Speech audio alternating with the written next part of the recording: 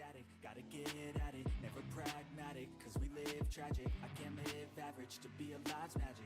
Turn it up in the back cause I'm grabbing everything I want, get in my way and I'm stabbing. I'll be moving crowds till I'm 6 feet napping. They need another fix, hooked on like an addict. I got my eyes on the prize and it's changing lives. I wanna live till I die, make a difference, right? I wanna give those in need a reason to fight. I wanna live every day like it's my last night.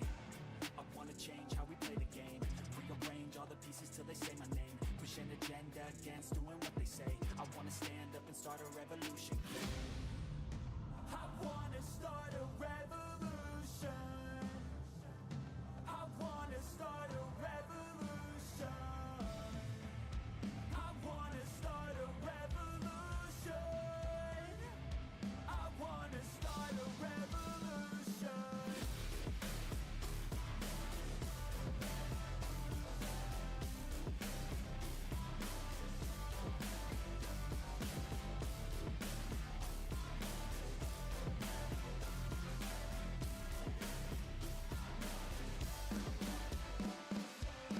I don't break down, you can never break me. I won't stay down, pushing till I'm daisies. I'm on top now, I'll be kissing babies. Call me out, president, boss tool, hate me. I'ma trust my gut, you don't faze me. I'ma give my blood, don't save me. Damn it's never enough, still chasing every single dream that I've had since I was 18. I wanna start a revolution. I wanna start a revolution. I wanna start a revolution. I wanna start a revolution.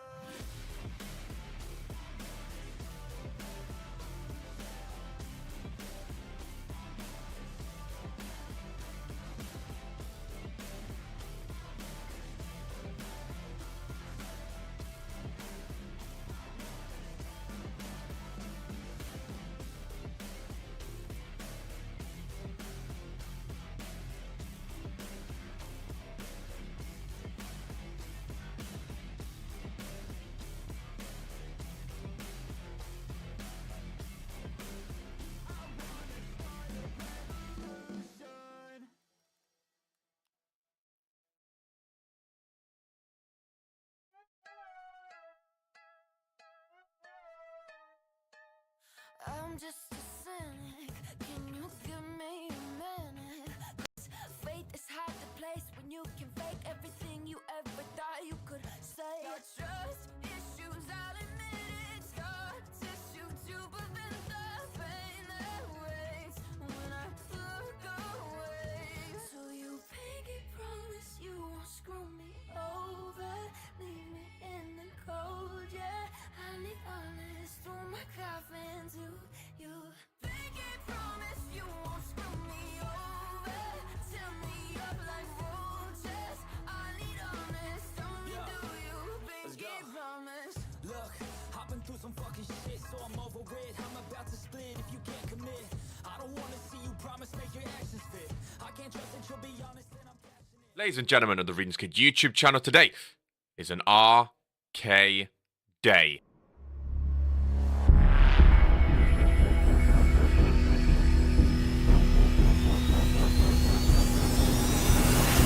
Mondays, Fridays,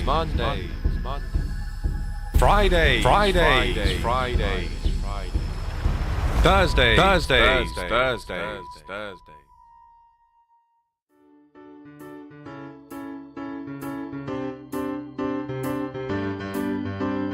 Sleeves rolled up, sleeves rolled up, sleeves rolled up, sleeves rolled up, rolled up, sleeves rolled up.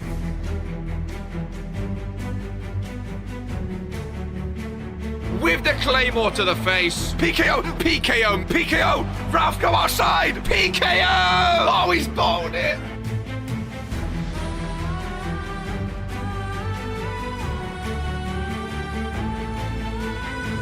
Regents Mania! Oh, he's back, ladies and gentlemen! Oh, he called it! He's back! He's back!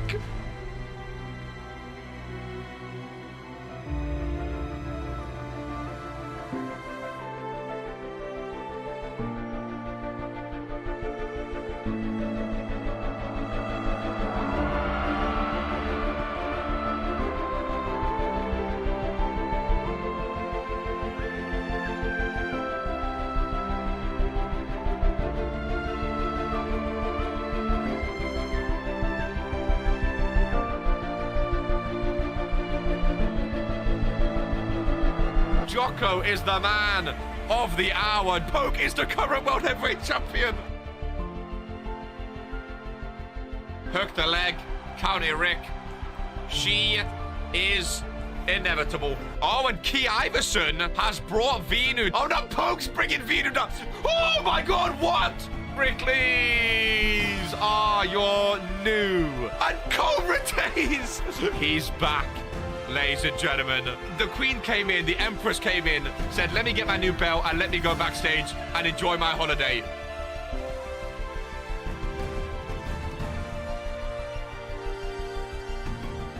Oh my God, Whisper in the Wind. Oh my God, Scotty back from the turnbuckle. Is 1 second away. Tato! Tato! Tato! Tato! Oh! Ollie! Ollie!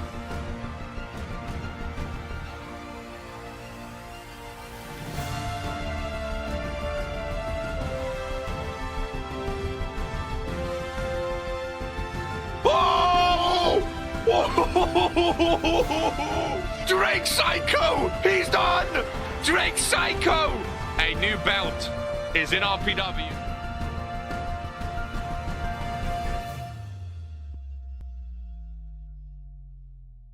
#1 wrestling show in sports entertainment. He's got a match! There is a chair over there. Who in the Ross is this? Well, there was someone running about with a mask on Friday Night Fury. Please be Scotty.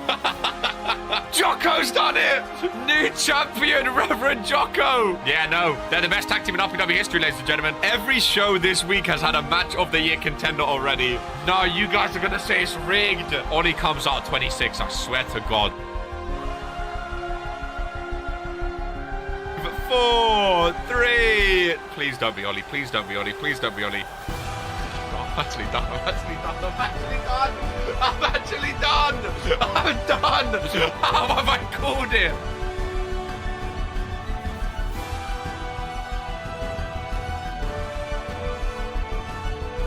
We go again. Series 2 RPW 2K23.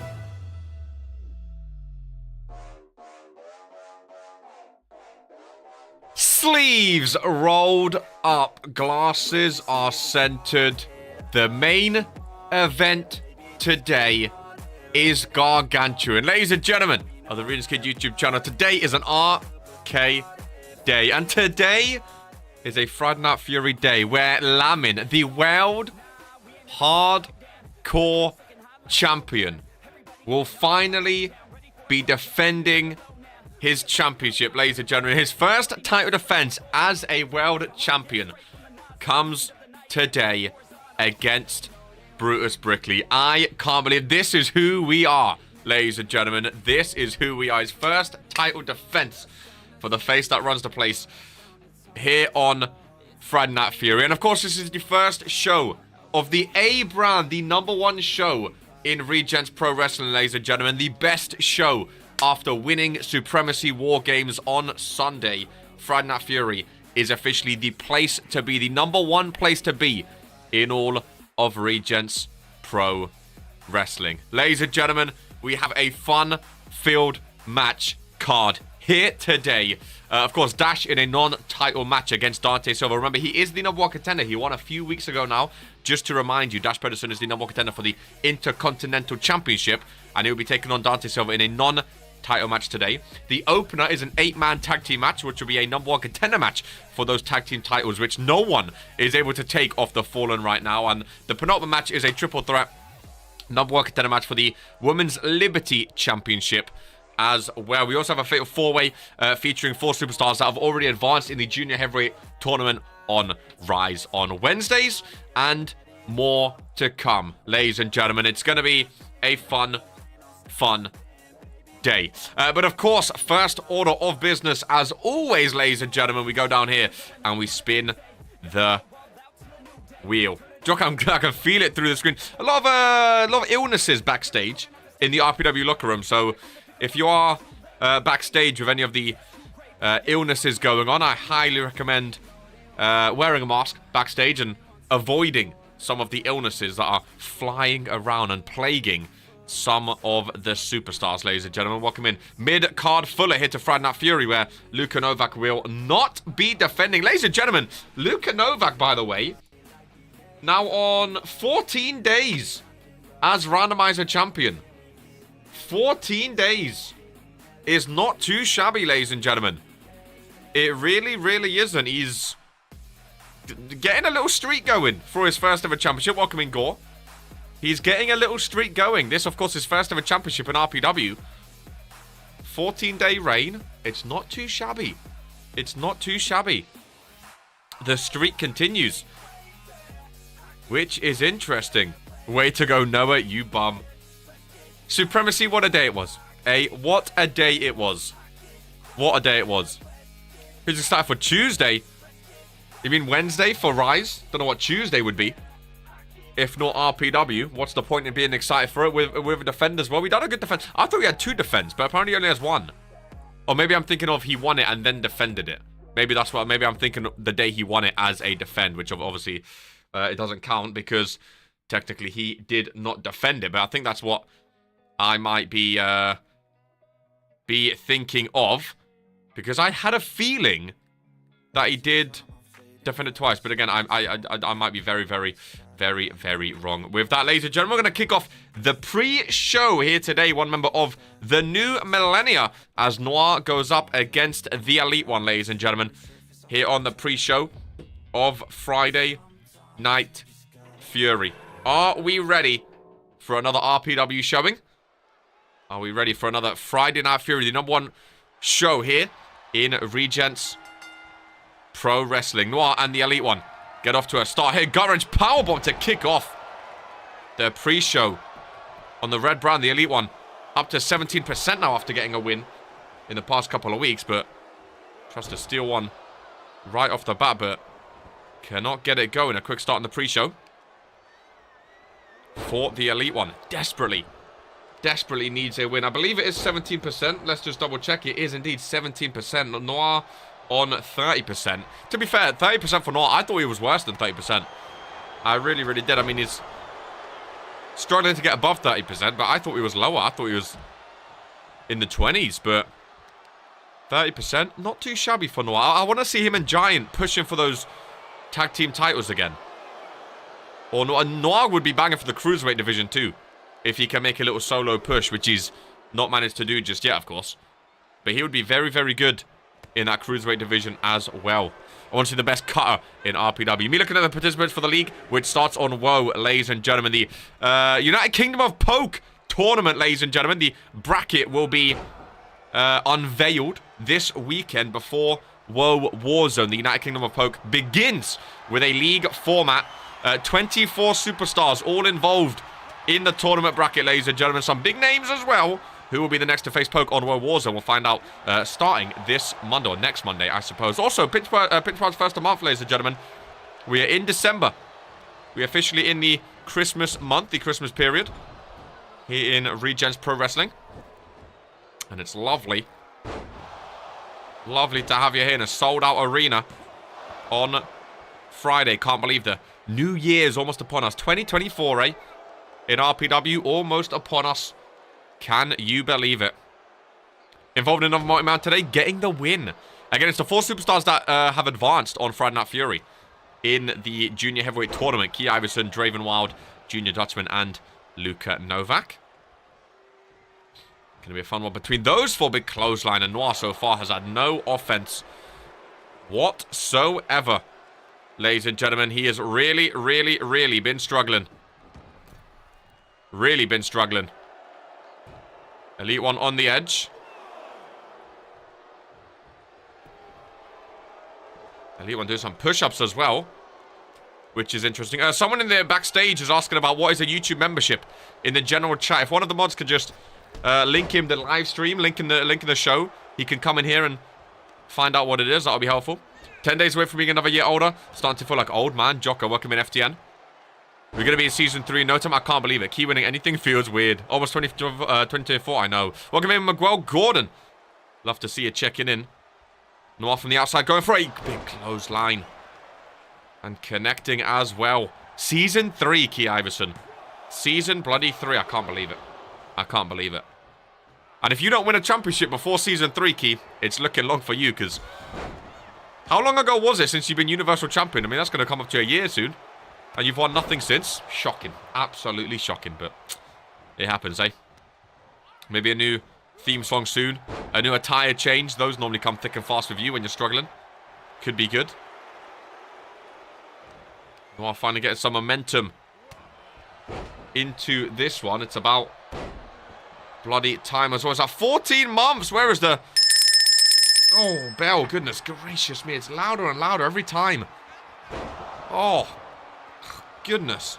That's the only downfall of not wearing earphones. Bloody hell, that is loud. And Noir with the cover. 1, 2, 3. And the Elite one, 17%. He still can't beat Noir, who goes on to win 30%. He's maybe starting to make his own push, like I say, in the Cruiserweight division, ladies and gentlemen. I think Noir would be a great Cruiserweight champion. I really, really do. And a big pre-show win for him here today. Oh, my God.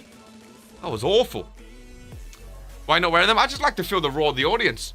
Roar of the crowd, you know? If you're in just know I'm 17 less than 2 months and I'm born in 2000. Jesus Christ. Jesus Christ. Why aren't you wearing them? I don't need to hear 2 Vince in my ears tonight. I know what's happening. I like to hear the roar of the crowd. I like to be in the moment. You know, they also hurt with these glasses, so... Oh. That was really loud, though. Really, really loud. Ah. I think I burst an eardrum, ladies and gentlemen. RK's going to be deaf in one ear. Oh, goodness gracious me. That was... Oh, that was something. We move on, though. We move on. We shall be okay as we advance with Sebu and Damian Mack in today's pre-show. Just put me in the ground now. I'm basically dust. Goodness gracious me. Basically dust. Nah, you're young at heart, Jocko. That's all that matters. You know. You're what? Former 2-time Universal Champion now? I think that's good enough. You don't need to go back for that championship. Let Vinu hold on to that for now. Big boot by Damian Mack. As he gets things started. Of course, Damian Mack in the Junior Heavyweight Tournament had a fantastic match against Damien Havoc a couple of weeks ago. A fantastic one-on-one where he was showing up. He impressed the RPW universe. And is hoping to progress his win percentage here in Regents Pro Wrestling with a big win over veteran Sebu here today. Soon to be 3-time. Interesting. Interesting. I think we just keep with Vinu now. I think Vinu is the rightful Universal Champion. Vinu suits the Universal Championship. I think we've seen a lot of Vinu and Jocko, you know. I think we just call it there. A 2-time Universal Champion is more than good enough. Lovely knee by Damian Mack. Welcome in Fredo to his old show, Friday Night Fury, the #1 show in Regents Pro Wrestling. I'll tell you something about Damian Mack. Awesome moveset this guy has. I remember when he first joined RPW. Obviously, he didn't join as like a world beater. No one expected him to be a world champion straight away or anything like that. But a solid mid-carder, a solid tag team superstar. And he has such an amazing tag team with Bold Bryan. Such an amazing moveset. I love his new attire. Of course, an amazing theme song as well. And I'm hoping he can start to pick up some form. But I mean, the season 1 of Sebu is never an easy task. One time, he was a former Intercontinental champion, former Universal champion. Is Sebu, a very decorated Regents Pro Wrestling superstar.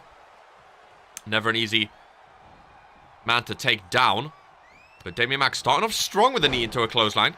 And Sebu forced to roll out is the season 1er. And Damian Mack taking his time. You all got the jokes? Respect your elders. 2-time Universal Champion, ladies and gentlemen. World Warzone Tag Team Champion.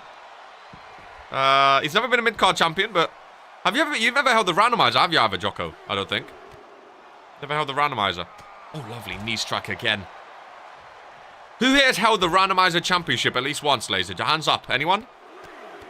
We know Pokey as the longest ever randomizer champion. Of course, he's one of the great pillars of this amazing company. The #1 wrestling show in sports entertainment. Most action-packed, immersive, and entertaining show on all over YouTube, ladies and gentlemen.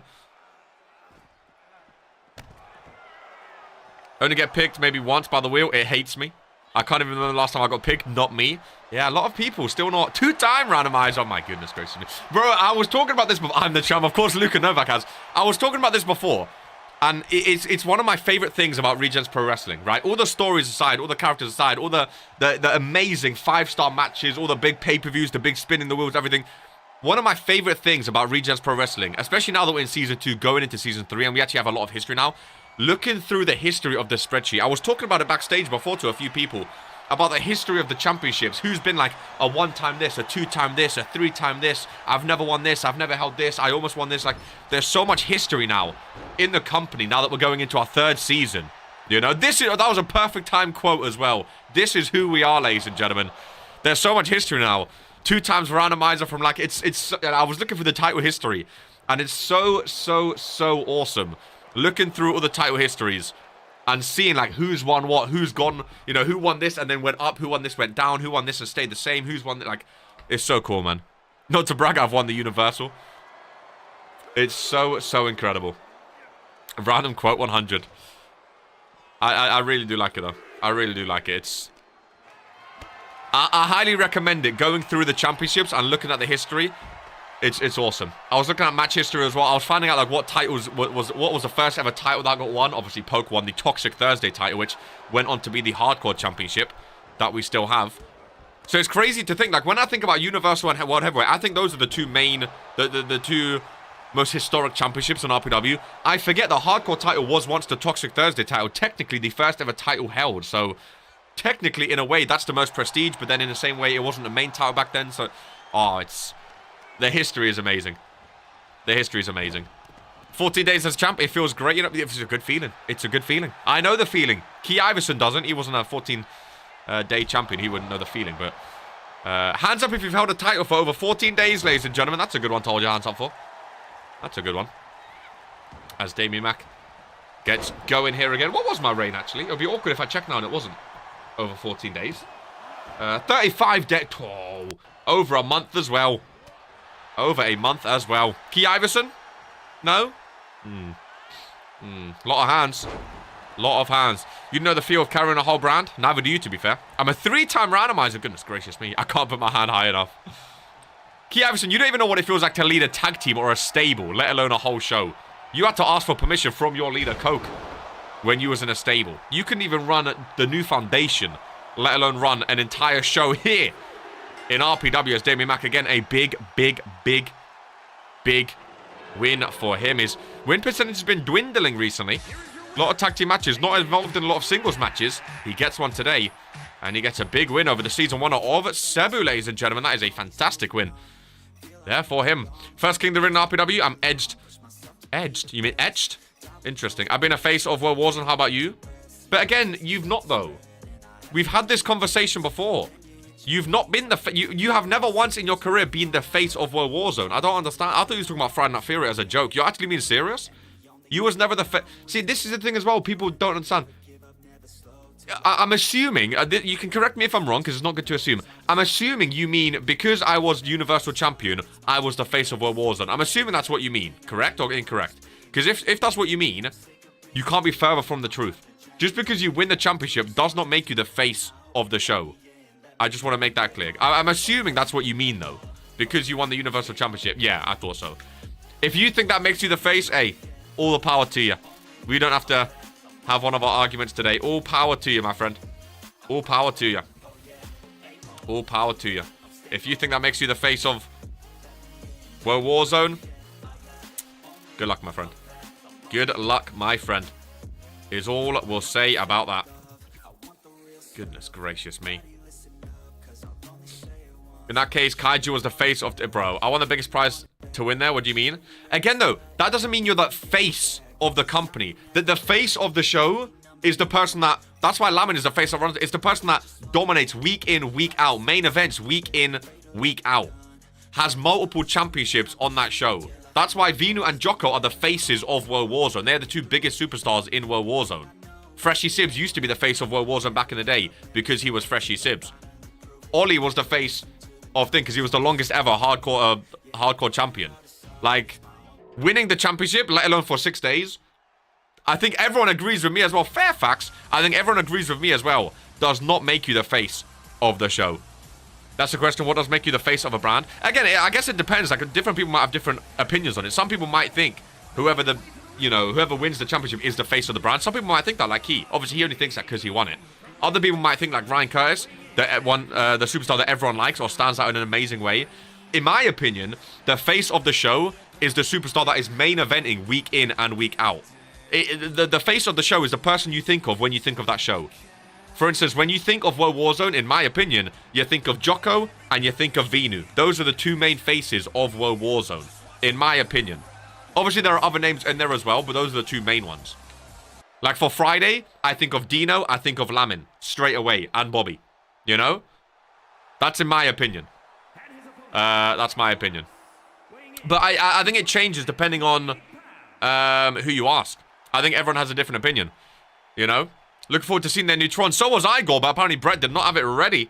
As Butch Bernard Brickley goes up against Zippy. And it's interesting to go as well. We're seeing Brutus Brickley ringside as he is in the main event today, of course. He is in the main event today of Friday Night Fury. Mr. Case in the Chamber has his first ever World Championship opportunity. He's never been a World Champion before. He's been a Tag Team Champion. And this is his time to etch his name in history. Going back to your thing, Key Iverson. So, in your opinion, in your mind, if Brutus Brickley wins the Hardcore Championship today, he's instantly the face of Friday Night Fury. Like, in my opinion, that doesn't make sense. You don't become the face of the show overnight. It takes months of dominating, main eventing, and being the main superstar on that show to be the face of the show, in my opinion. That's why I don't understand why you keep saying I was the face of a show. In my opinion, I don't think you were ever the face of World Warzone. Again, you very well could have been. You very well could have been. Of course, he beat the champ. Yeah, but that makes no sense, though. Just because you beat the champ does not make you the face of the show. That makes no sense. Because anyone can beat anyone on any day in RPW. So in your opinion, if Brutus Brickley beats him, he's the face of the company. But then what if Lamin beats him the week after? Lamin's instantly the face again? That makes... What if so in your opinion as well, if a rookie comes in and beats the champion, a rookie is the face of the show just because he beat the champion once? Like, that makes no sense to me. If he defends the belt week in, week out, main event... being the face of a show takes months and months and months. Months and months and months to be the face of a whole show. That makes no sense. Being the face of a brand is whether or not you're on the thumbnail. I'll never forget. I'm going to make the UK belt main event cinema. Thought you were calling Ryan Curtis the face of Friday Night Fury for a second there. In my opinion, that makes no sense. Lovely. Bulldog by Zippy. Strong style has arrived. Tato was the face in the way. He loved to hate on him. That pop in the tag titles. See, again, Ryan Curtis, this is why you're an NPC, because you're waffling. Tato has... again, Tato has never been the face of a show. In his career. He's never been. Just because people like you does not make you the face of a show. Just because he won one tag team championship. He was... people are waffling now. If this is the standard to be the face of the company, or the face of a show, Jesus Christ, you lot have some awful, awful standards. Awful, awful. Tato? Brother was on like a 0 for 20 streak. What do you mean face of the company? Because people cheered his name once.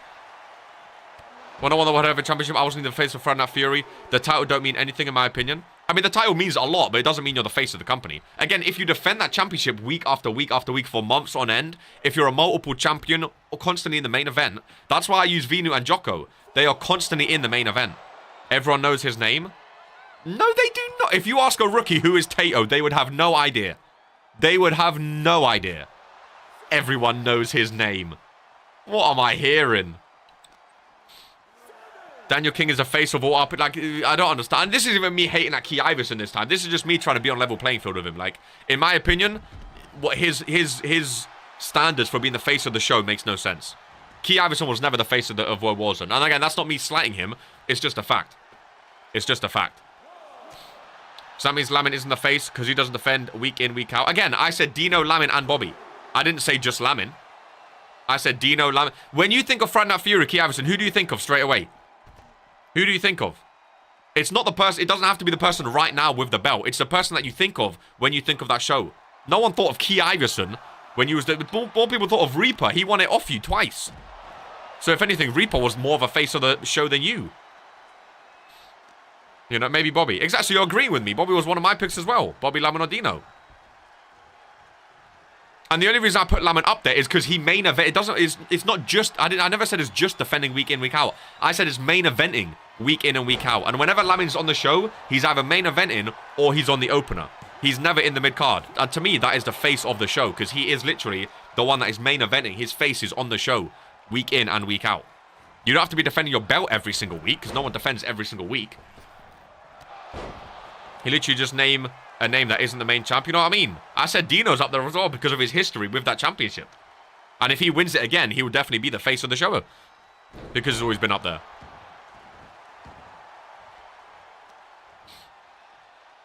And also, you just contradicted yourself because you said Bobby, but she's not a champ right now. So if anything, Lady Dream would be the face of the company, of the show, no? So you just contradicted yourself and you agreed with me. It doesn't have to be the champion. It's the person that makes the most impact on the show. So I'm glad we can agree.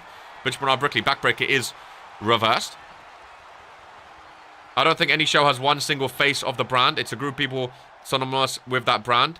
Don't even need to be a champ. Well, that's why I said you and Vinu. And again, that's me. I don't even like you. But even I'm big enough to admit you are one of the faces of World Warzone. Even though my client Vinu is a bigger face of the show than you, I can still agree that you're second behind Vinu, you know? It doesn't have to just be one. I agree. That's why I said Lamin, Dino, and Bobby, because I think of multiple people. There can be one face. Like back in the day, Freshy Sibs was the face of World Warzone. He was the face of all of RPW. Let's be real. You know, he was the main face of World Warzone back in the day. So there can be one. But right now, because Vino and Jocko have been trading that Universal title back and forth, I think they are both the faces of World Warzone, in my opinion. Also, Key Iverson, Crazy Joker has had the World Heavyweight Championship for longer than any of Vino and Jocko have had that Universal in recent months. Why is Crazy Joker not the face of World Warzone, in your opinion? You're contradicting yourself. That's the only problem I have with your logic. Little zip-zap from behind from Zippy of the Season 1ers. Look at the leg on Butch Bernard Brickley, but a kick out at 2. Like I say, everyone's going to have their own opinion on who is the face of the company or who's the face of the shows. But in my opinion, it's someone main eventing week in and week out. Another zip-zap from behind, hooks the leg. Ralph is there, 1, 2, and 3. Sebu loses, but Zippy gets his win, ladies and gentlemen. The Season 1ers with 1 win and 1 loss on the pre-show as they can celebrate. And Brutus Brickley, what does that put in his mind now, watching his, tag team partner, his brother, lose? Will that put him in some bad form, ready for today's main event against Lamin? That is the question. I never said he's not the best World Heavyweight Champ, in my opinion. I agree. I think he's the best World Heavyweight Champ we've ever had. But he doesn't main event week in, week out. So even in my opinion, even though Crazy Joker is the best World Heavyweight Champ we've ever had, and he's an amazing champion, I wouldn't put him above Jocko and Vinu because of the history Jocko and Vinu have, and also the fact that they are still the ones main eventing World Warzone week in and week out, whereas Joker is not. So in my opinion, on World Warzone right now, it's Vinu, then Jocko, and then you can have your hash of whoever, whether it's Joker. Zeke could be up there because of his tag team title reign. And I think you could put some other names down there, but I don't think anyone goes above Vinu and Jocko, in my opinion. And then Friday, again, it's a controversial one as well. I think there are multiple names. But be honest. Like, be honest now. Welcome in, Sir R-Dub. On a real, no messing about, no joking. You were never the face of World Warzone. You were never the face of World Warzone. You just weren't. And again, that's not me being rude or anything. You just weren't. Like, so you using that against me, I had been the face, have you? You haven't either. And I think everyone would agree with me on that as well, so. It's not, but again, it's not like a diss or anything, but you have never been on the level that Vinu and Jocko are at right now. No chance. Let the man dream. Again, now that we agree, as long as you know it was a dream and it wasn't serious, I'm okay with it. I'm okay with it. Don't you worry. Ladies and gentlemen, are we ready then to kick off Friday Night Fury proper with an 8-man Fatal 4-Way Tornado Tag Team #1 contender match. Ladies and gentlemen, Christian Koch wanted to go into the tag team division, and Steve Sears steps up to be his tag team partner. Here today to kick off Friday Night Fury, the #1 brand and the #1 show in Regens Pro Wrestling.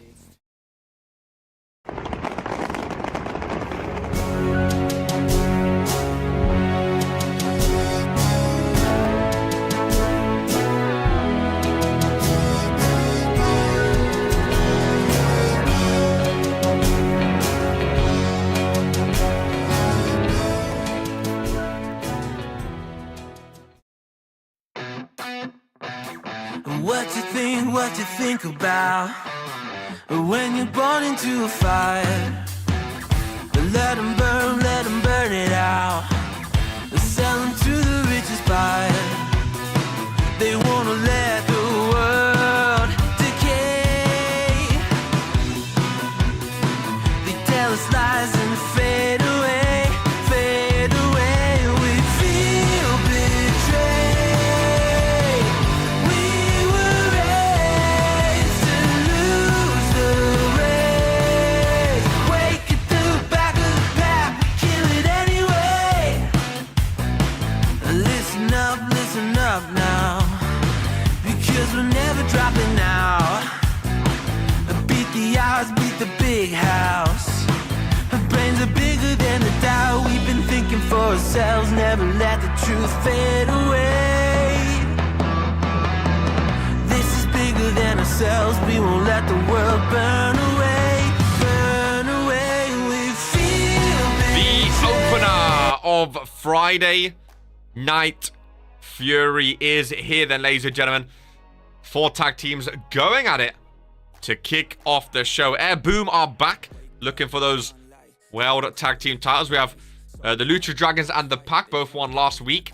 And of course, the new tag team, Steve Sears and Christian Kirk. What a first tag team match it is for both of them, ladies and gentlemen. On the same team. Could get a big win if they manage to get a win here today. Could propel them towards those tag team championships, ladies and gentlemen. It could be a big one for them. Last week pre-show, this week not even on the show. Goodness gracious me. The king is going downhill, isn't he, if you're not even on the show? The king is going downhill. Was coming up first is the rookie known as Steve Sears, ladies and gentlemen. Never really been in the tag team division. Of course, he was in the tag team 6-man tag match on the pre-show last week on Friday Night Fury with Christian Kirk. They got the win over Key Iverson and his tag team. So we'll see if a bit of Steve Sears and Christian Kirk can do well as a tag team together here today. And what a first tag team match it will be for them, you know. Like I say, if you come out and you win a #1 contenders match in your first ever tag team match, it could be big. It could be very, very big. As Christian Kirk, the South African Nightmare, self-proclaimed, of course, South African Nightmare, makes his way to the ring. I think Damian Havoc has gone to the same barber as Christian Kirk recently. As they're the first tag team to enter the ring to kick off Friday Night Fury. And here we go with the Lucha Dragons. Baron on the right, Enzo Hall on the left. Of course, won last week against the New Millennia to put themselves into this #1 contenders matchup. 4 teams, though, 8 superstars. It's a lot of bodies in the way. It's a lot of opportunity for these superstars as well. I love the Lucha Dragons. I really, really do. Really, really do. Enjoy the Lucha Dragons as they enter the ring. Is that Trix? Oh my goodness gracious me. Trix with a $4.99. Massively appreciate, my friend. Welcome in, Trix, one of the newest members to the RPW universe here. As Trix joins us for the opening of Friday Night Fury. Here the Pack, Brody Chase up on the top turnbuckle. His brother Jason Long from Philadelphia. 2 members of the Pack out here in the opener. That is 3 teams, which means there's room for 1 more, ladies and gentlemen, as Air Boom, Mugiardi, and Charmander, they are back together again. It's been a while since we've seen them properly together. Of course, in their first week back after Charmander was traded to Friday Night Fury, they actually beat the tag team champions, the Fallen. Now get the opportunity to become #1 contenders and take them on for those championships, ladies and gentlemen, which could be massive. Trix, now that you're a YouTube member, if you've not already, join the Discord, !Discord, or link in the description, and go to RPW Contracts, fill out your contract form, and you can join Regents Pro Wrestling, my friend, the #1 wrestling show in sports entertainment. You can get your own contract and get involved. I think someone needs to explain to us why they're called Air Boom. It's just the name that they picked. Why is anything called anything? Why is the ministry called the ministry? Why is the brotherhood called the brotherhood? Why the fallen called the fallen? You know? You never know.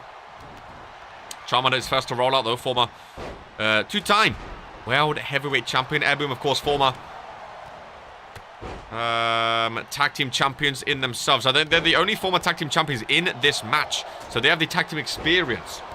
Do Airboom. Kristen Coke with the first pinfall. No. Ralph is getting caught up in the middle of it right now.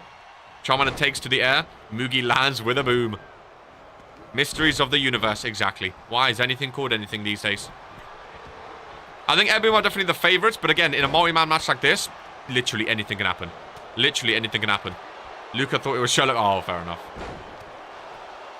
I think anything can happen.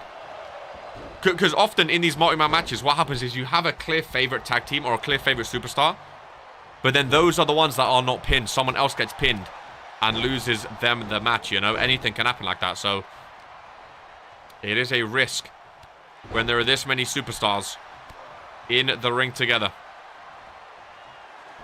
Enzo Hall goes under the ring. Negative COVID test. So it's just a regular dying going on. Nice. As long as you die quietly over on World Warzone, the B show of Regen's Pro Wrestling, that's all good. I mean, to be fair, I feel like someone as myself, RK, deserves to be on the #1 show. So if anyone wants to work out a little trade, maybe get RK over on the red brand as a superstar, I think we can all agree the #1 commentator deserves to be on the #1 show in Regen's Pro Wrestling. But I guess it makes sense that I commentate him, you know. I guess it makes sense. The #1 commentator does commentate on the #1 show, so I think that does make sense. As Baron looking for some extracurricular activities, but comes up with none. Claymore by Charmander. Hooks the leg, but Kristen Coke is there to break it up. Charmander and Coke now in the ring. Rebound, dropkick. Enzo Hall goes flying. Die quietly in the loser's brand. It is what it is, you know. It is what it is. Jason Long, curb stomp from the corner. Curb stomp from the corner. Wasn't your name Woesome at heart? Wasn't you begging to rejoin that loser brand, Key Iverson? Which is crazy. Didn't you also lose for Friday on Supremacy as well? You didn't even help the brand. And you're calling World Warzone losers? That was the funniest part to me. Seeing people celebrate Friday being the best brand, and they didn't even win or help, was absolutely hilarious. Absolutely hilarious. Again, the flip-flopping is crazy, man. Really, really is. Fire Jocko just because he didn't trade for you. I think the only thing he could have traded for you was Caden Gray, maybe. I think Caden Gray's like the closest to Key Iverson these days in terms of what you get out of it, you know? Mugi from behind of Kristen Coke. Snake Eyes in the corner. Brody Chase has a Baron back first. Nice backdrop. Goes for the cover. Enzo Hall there, as is Mugiardi. Both of them breaking up. Enzo Hall lifting up Mugi. Oh my god, Enzo Hall lifting up Mugiardi. I mean, that is sheer, unadulterated strength and power from someone of Enzo Hall's height and size. You would never expect to see him lifting up someone as big as Mugiardi. Koknash takedown. Hooks the leg. Kicked out at one, though. Brody Chase with the German. Into a lariat. Again, the strength to lift someone. The strength to lift someone of Mugiardi's size is incredible. You lost to Pop. That's embarrassing enough. Yeah, oh, nice cutter, Enzo Hall. It's actually hilarious to see how much of a laughing stock Key Iverson has become these days. It really, really is. Oh, I can see a flag now. So, do another flag. So, do like the South African, because normally I can't see flags. Do like the USA flag. I want to trade you to World Warzone in exchange for 15 guaranteed title shots. Damn. Goodness gracious me. Secret lifter, someone backstage. And just does fast metabolism. He looks strong, apparently. Luca, you feeling confident ahead of your fatal four-way match? So the flags don't work on YouTube chat, but they work on my combined chat. Interesting. They look cool as well. I can see flags. Happy days. Steve Sears and Christian Coke, they already have, like, matching attires almost, I just realized. I think they could be a good tag. I don't know what their tag team name would be. But I think they could be a decent tag team. They have the matching attires. They look decent. Mugi with the strength to lift up one half of the pack. Goes for the pin. But Ralph looking at the submission from Steve Sears. Charmander there to break it up. Mugiardi, I mean, by now he had a 10 count. Ralph did not counter, though. I've got confidence. Nice. Yuki Irish in the same match. Always fun. I think Daniel King wanted to be involved in that match. But, of course, he lost to a Tolu in the qualifier. Unfortunately for him. Imagine being the king and not even appearing on your show. What is he the king of if he's not even showing up for matches? He was on the pre-show last week and he's not even booked today. Again, there are some extra matches that aren't shown, so maybe he is booked. I know Dragon Romanic is booked and he was not shown. So there are some extra matches. Maybe Daniel King comes out, but that would be a good match. Daniel King vs Dragon Romanic, little submission match. But the fact that he's not even in one of the big matches shown in the backstage Discord. What a plastic crown it is, eh? As this tag team mayhem continues. Lucha Dragons working on air boom. Very nice power slam on Charmander, who's forced to roll out. Baron with a big forearm to the face. Enzo Hall again with the strength power driver. No, not enough strength that time to hold on to Jason Long. Baron, no. Oh, yeah, he does. With the Canadian Destroyer. Jason Long going for his big German suplex on the bloody face of Steve Sears. Broken up by Enzo, though. I think Lucha Dragons having a title match would be awesome. I know that, you know, the RPW Universe love Air Boom. I want to see them win as well, but I think the Lucha Dragons finally getting a tag team championship match would be awesome for them as well. Would be massive for their careers. Will there also be a match like that on World Warzone? I don't know yet. We'll have to see on Monday, my friend. You like to talk about the future a lot, don't you? We'll see when it comes. I know. Future predictor, psychic. Mukiardi top row, big splashdown. Connects with the tsunami. Cover. No, Ralph. Ralph? Oh my god, took his time. Took his time. Does Mugi have a second finish, or is it just the one off the top rope, I wonder? Look at the blood on the face. That's a coolie. that's a good emoji for his finishing entry. I think it is just a top rope one. I think it is. I was prepared for the future so that I'm ready for what comes. Well, you're not on World Warzone, so it doesn't matter anyway. You ask so many questions about the future. But what are you preparing for? Because you're not on World Warzone, so it's not like you would be in the match anyway. What do you have to prepare for? You know? There's even a World Warzone. I thought you'd just stream on Fridays. 2 shows every week in RPW, my friend. World Warzone every Monday, Friday Night Fury every Friday, and then Rise is on the RPW YouTube channel. If you type in !RPWYT, Rise happens every Wednesday on the RPW YouTube channel, my friend. So 3 RPW shows every single week. Here before you ask about the Rise match card. Like, I'm glad he's excited about RPW. Oh, Joker can't spell apparently. It's YT, not TY. Thank you, though. But asking about a World Warzone to prepare, you're not going to be on the World Warzone show, so you don't have to prepare for anything. You know? There you go. Go subscribe with the bell turned on, ladies and gentlemen. Rise, the developmental show, every single Wednesday. Oh, Steve Sears and Christian Coke not breaking up. Jesus Christ. I know they're new to tag team matches, but they do not. Oh my god, SOS from Steve Sears. Hooks the legs, double legs of the former 2-time world heavyweight champion. During a coffin fit, 8 recommended. What a shame you aren't going to be able to fight World Warzone next Monday. I guess that Universal title match against Vina will have to go against someone else. It'd have to go against someone else. I subscribed. Good choice, my friend. Very, very good choice. And again, if you want to become a member on the Regenskin YouTube channel, you can get your own contract in Regents Pro Wrestling and compete with the best superstars in the world, as Christian Coke almost gets the win. Oh, there's a cover. Brody Chase almost missed it. Bulldog by Christian Coke. A part of me wants to see Coke and Steve Sears win in their first tag team match. I don't know why. I actually kind of like the tag team of Christian Coke and Steve Sears. The more I see them. I don't know why. They're very similar superstars. Of course, Coke, the breakout star last year. He had such a good rookie season. Such a good rookie year. He was on the top of the world. Him and Key Iverson. And then all came crashing down in Season 2. This sickness could be a tactic. Biological warfare. Steven Spears. Steve Spears, Key Iverson. Thank you for the correction. Steve Spears. That's correct. When does he get a spear for his finisher? Surely that has to come soon, right? Surely. Steve Spears. I think Baron was top rope. He was indeed flying through the skies with a senton. But Steve is there for the breakup. A 2-on-1 in the ring right now. Lovely Hurricane Rana. Baron, one of the cruiserweight superstars. Lovely Inzaguri. I would pin Coke again if I was him. Mugari back into the ring.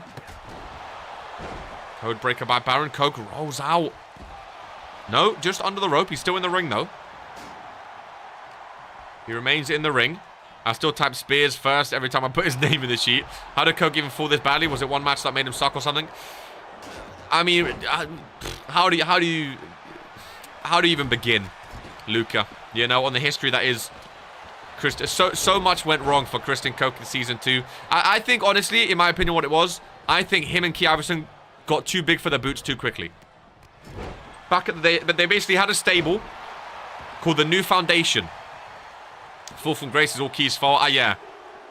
Oh, and Air Boom gets the win. Mugiardi was speaking of Coke. He gets pinned. Mugiardi 1, 2, 3. And Air Boom are your #1 contenders for the World Tag Team Championships, ladies and gentlemen. What a way to kick off Friday Night Fury. I missed the pin there, as the camera work from Brett was not ideal. And Air Boom get a rematch against the champions, this time with the titles on the line.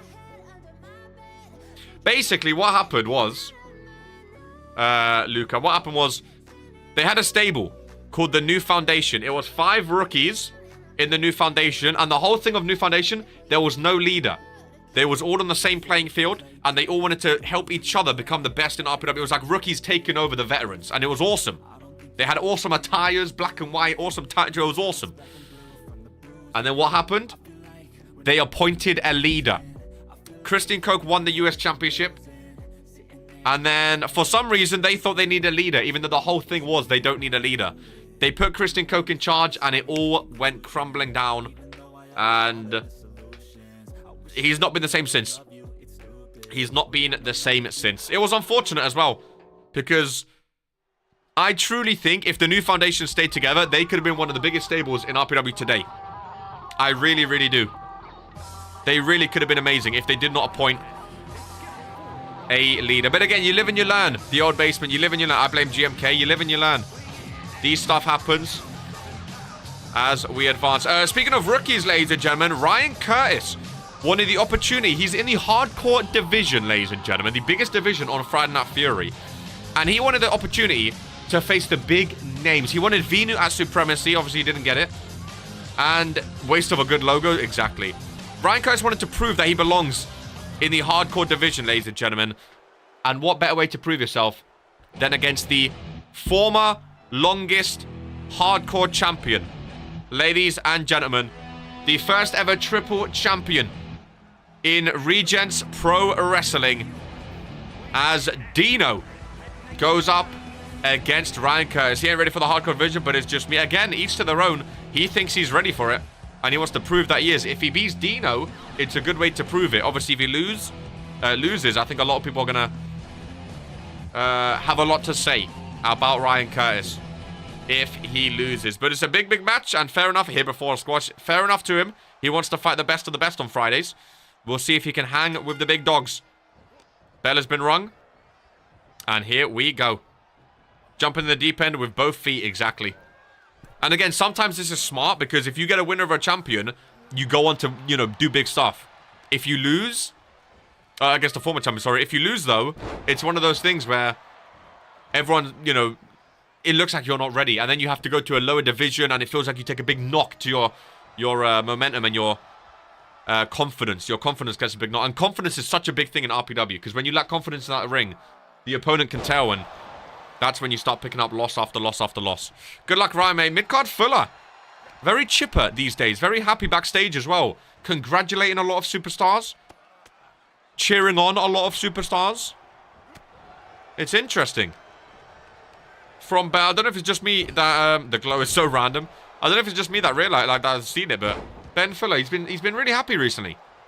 And, I mean, you know I love to hate mid-card Fuller. You know I love to hate Ben Fuller. I like to make jabs here and there. But when he's being nice, when he's being happy, he's, you know, there's not much negativity I can say about him. Right now, he's cheering on the rookies. He's saying good luck. He's saying congratulations. New man, Ben Fuller, potentially, as Ryan Curtis. From the top rope, big drop kick. I actually don't mind Ryan Curtis's attack. Wait, like, the jacket looked cool too. I don't know. At the beginning when I saw it, I was sort of like, what on earth is this? But the more I see, oh, a little cut. The more I see it, I actually don't mind the attire. Hooks the leg on the former hardcore champion, Dino, with the kicker, though. He's currently shopping for a new teammate. Ah, that makes sense. That makes sense. The biggest bottle job in World Warzone history, Noah K, apparently has a big announcement coming, ladies and gentlemen. Basically a new revolution. A big announcement coming, but he's got to wait for his partner. I'm assuming he's talking about Ben Fuller. It might be someone else if he's leaving Ben Fuller, but he has to wait for someone else to agree with him or agree that it's ready to be added, even though he's just waffling as usual. But Noah K with a big announcement coming soon. Apparently he's been cooking for months, but I mean, he's been stinking at the gaff, so I don't assume it can be anything worthwhile. Better than Com, if you're going with that. Oh, 100%, 100%. There's no revolution without me. 100%. Go on, Jacob. Me and Noah will be back. Just focusing on Poke's tournament. Ah, is that... Oh, so is that like the announcement? Like, are you both focusing on the tournament or just you? There's no revolution with you either. Damn, that is a good one. Is this Ben Fuller's way of confirming he's in the tournament, or has he just applied to be in the tournament? Has Noah applied to be in the tournament? A little power drive by Ryan Curtis. Dino's down. Ryan, nice. Sent on back first. And another one. No, reversed. Dino fighting out that one. Ducks him. Lifts him and slams him. On the logo. Hooks the leg as well. Former hardcore champion. Looking to knock off the rookie Ryan Curtis, who kicks out at 2. I was the only guy who won us matches. Oh, not this revolution talk again, surely. They always crop up here and there, eh? Is it starting this Monday? It is indeed, my friend. The full 24 list superstars will be out this weekend backstage. So make sure in the Discord, if you haven't already, ! Discord, get involved, ladies and gentlemen. As there's so much that happens in the Discord behind the scenes in RPW. And you don't want to miss any of that because it, you know, throws you out of the loop with what's happening in the shows. But the full list of the 24 superstars will be announced this weekend. And then the first matches will be announced on Monday. Ben Fuller's being nice. Noah K, big announcement. They haven't been talking in Discord. Interesting. I'm focusing on the tournament if I get accepted, of course. Haven't spoke to Noah as of yet. Interesting. Let me translate Ben's best for everyone. If this whole singles thing in tournament doesn't work out for us, we want to be able to fall back on our shitty team without backtrack. I got ya. I got ya. I got ya. I need to investigate the matter. Detective Luca coming out. Brother, it died in like 2 weeks. Interesting. It is a weird, because I mean, Noah K, since losing that US title is, you know, again, like I said, he's following that Drew Payne trajectory. You know, and Drew Payne, after losing the US title, what did he do? He went back to Pop with Colm. A shitty tag team, which then eventually ended in disarray. You know, and I feel like Noah K and Ben, I mean, they've barely done anything as a tag team so far. They've barely done anything in the ring together. So, I feel like the end is coming for the Perfect 10s. I don't know. Unless they what would their big announcement be? Maybe a new superstar, another addition? I mean, they have Marilyn Aiden, who's done nothing for them as well. So, why would they get another person? I don't really know. But the only announcement I can think of is either they're breaking up and focusing on singles, or they're bringing someone else in. What else would it be? Because the big announcement won't be we're focusing on tag team now. Because I mean, they've been doing that anyway, but failing at it. So, I don't understand what this big announcement could be. Unless they have a new jacket, maybe for them that's big news. As Ryan Curtis again hooks the leg of Dino, middle of the ring. Just a 1 count though. I don't know. Okay, I guess we'll see as Ryan Curtis fights back in this one. He's giving Dino a match right now, to be fair. He's giving Dino a match. Big kick to the face. The Revolution died on a dark match where hopefully no one will remember spinning. Body slam. After winning against me and MJ, they were flirting a comeback. Part 3. Irish whip. Rebound. Oh my god, he missed with the spear. He missed with the spear. Dino running ropes. Irish whip again. Dino to the outside now. Ryan Curtis joins him. DDT on the apron. Ralph going to have to start his counting again. Nice backflip. Ben is being oddly nice, and Noah has been boycotting Ben's name. Ben says that he hasn't been talking to Noah. Is it the end of the perfect tens? Bloody finally. Honestly, if the perfect tens did end, they would rank lower than Pop, in my opinion, on a tier list. At least Pop has like title matches and number one contenders matches, and like they've been involved. Perfect tens together, like they've done nothing as a tag team. It's all been Noah K with the US title and mid-card Fuller. They've done nothing together. So surely they can't end yet. Surely. You know? Ryan Curtis setting Dino up. He would make a lot of people eat their words. If he gets a win, Ryan Curtis with a powerbomb. He's a strong dude. I'll give him that. Hooks the leg on Dino. 2 count and a kick out. What a win that would have been. Ryan Curtis backing up. Going for the spear. No, Dino jumps over. Dino leapfrogs, ducks him. Oh. He was going for the spear, which could have ended it. He got reversed, and that is how quickly the tides can turn. The momentum can shift. But Ryan Curtis lives on to see a bit more. Remember to like the stream if you haven't already, ladies and gentlemen. Ducks it again, big clothesline reversal. Ryan Curtis backing up, trying to spear once more and connects. Crunching Dino in half. Hooks the leg on Dino, and Ryan Curtis has just proved to the RPW universe that he does belong in the hardcore division, ladies and gentlemen. Key Iverson, you should be taking notes right now, because you wanted to get involved in the hardcore division. You got bitsed by Lamin, and you went running straight back to the IC division. What does Ryan Curtis do? He says he wants to be in the hardcore division. He comes out against one of the best superstars on Friday Night Fury, and he gets the win, ladies and gentlemen. That is how you make a name for yourself as a rookie. Call out the big names. Again, sometimes it works, sometimes it doesn't. Key Iverson, you should take notes. That is how you do it. That is how you do it. What a win. Ryan Curtis. Maybe in the future he can have a number one contender match for the hardcore division. That powerbomb into a spear combo was dangerous. Fantastic win. Fantastic win. The crop of rookies we have coming up are incredible. I tried to do it and failed. That's how you do it, Ryan. Well done. Told you I wanted spotlight. Fuck the notes. I'm done with school. You might need to go back. Doesn't he call out a big name every week and they will just laugh at me? Exactly. Exactly. I told you, sometimes it works and sometimes it doesn't. That is how you make sure it works. Maybe Ryan's joining the 10s. He's on Friday, though. That's one thing I don't understand as well. When a Sable gets someone from another brand. Like, if you're like the New Millennia, they have a tag team on Friday and a tag team on Monday. That makes sense. But Perfect Tens have 2 or 3 superstars on Warzone. Ryan Curtis being on Friday by himself, it wouldn't make any sense. Maybe in the new year, in the new draft, but I don't think right now it would make any sense, ladies and gentlemen. As we have some Nickelback on Friday Night Fury now. Of course, he got traded to Friday Night Fury, sorry, and became the number 1 contender for the Intercontinental Championship. Dash Pedersen. I would love to see Dash with a singles title again. He was the network champion before. And again, I love superstars like Dash. I don't think he's going to be a world champion anytime soon. But not every superstar has to be a world champion straight away. Look at this. He's loved by the RPW universe. He's like Marmite. Some people love him, some people hate him. Because of his theme song. But I really, really like him. Look at this photograph. Dash Pedersen in a non-title match today. Non-title. He is number contender from a few weeks ago. The title is not on the line today as Dante Silva. And a little bit of perspective, ladies and gentlemen. Dante Silva has held the Intercontinental title for 69 days now and has had 3 defense. Lamin has held the hardcore title for the same amount of days and he's having his first defense today. That just shows how much of a fighting champion this man Dante Silva is. He's been defending this belt left and right on Friday Night Fury and he's been doing very well defending it. This guy is solid in singles competition right now, sitting at a staggering 11 wins and 3 losses for Dante Silva. He has been unstoppable in singles competition, especially when that belt is on the line. But today is a non-title match. We'll see if he can get the win. You mean Kiki's calling me out every week?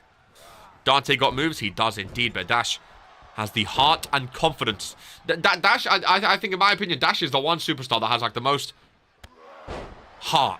He has the biggest heart. Like, this guy believes in himself so much. He has never been a world champion, of course, but he's always cropping up, winning the big matches where it matters for these mid-card titles and network title and roundabout, you know? He's always in and around these big mid-card matches, and he always puts on a show, does Dash Pedersen. And again, like I say, some, you know, half of the crowd love him, half of the crowd hate him because of his song. I'm a big Dash Pedersen fan. I really, really am. And a big non-title match from here against Dante Silva. You got to have a lot of confidence to wrestle in a skirt that as well. He rocks it too. He does well. What happens if Dash wins? Basically, if he wins, then he gets a win and Dante Silva gets a loss. I love the kill. Is Dash from Scotland? I think he's American-Scottish, right? Like, I think he's from... he lives in America, but he's from Scotland, or vice versa, or something like that. He has Scottish and American in him, I'm pretty sure. But I might be wrong. Maybe it is Fools. I can't remember. I think so. Because I think it's an American accent, but he has Scottish in him. Something like that. Dante Silva top rope now. Your Intercontinental Champion with a big frog splash from the top rope. Shades of Jocko from Warzone on that one. 2 count. And a kick out. Big start here by Dante Silva, though, a bit close that note, and the kick both missing. Dude, I love this. I have this spreadsheet up, like, beside me all day. The spreadsheet never closes off my monitor. Never. I'm always looking for the superstars, the match history, the title history. It never leaves my screen. Oh, did the teams actually get updated, by the way? Because I know, Jocko, because I know at the bottom it says, like, copy of teams. Did you ever move that over, or have you still not finished it? I know you've been ill recently, obviously, so no rush on anything like that. Also, massive, massive help, Brett told me, with all the behind-the-scenes stuff, which has been lovely. All the added help from the misfortunes of the technical difficulties. Dante Silva, nice chop block. What's my win percentage of the season now? Again, if anyone wants to know, I always have them open, so I can always see. 43% this season, 37% last season, so you're up 7%. Which is, well, you're up 6%, but it says up 7%, so maybe you're closer to, maybe it's like 6.9%, something like that.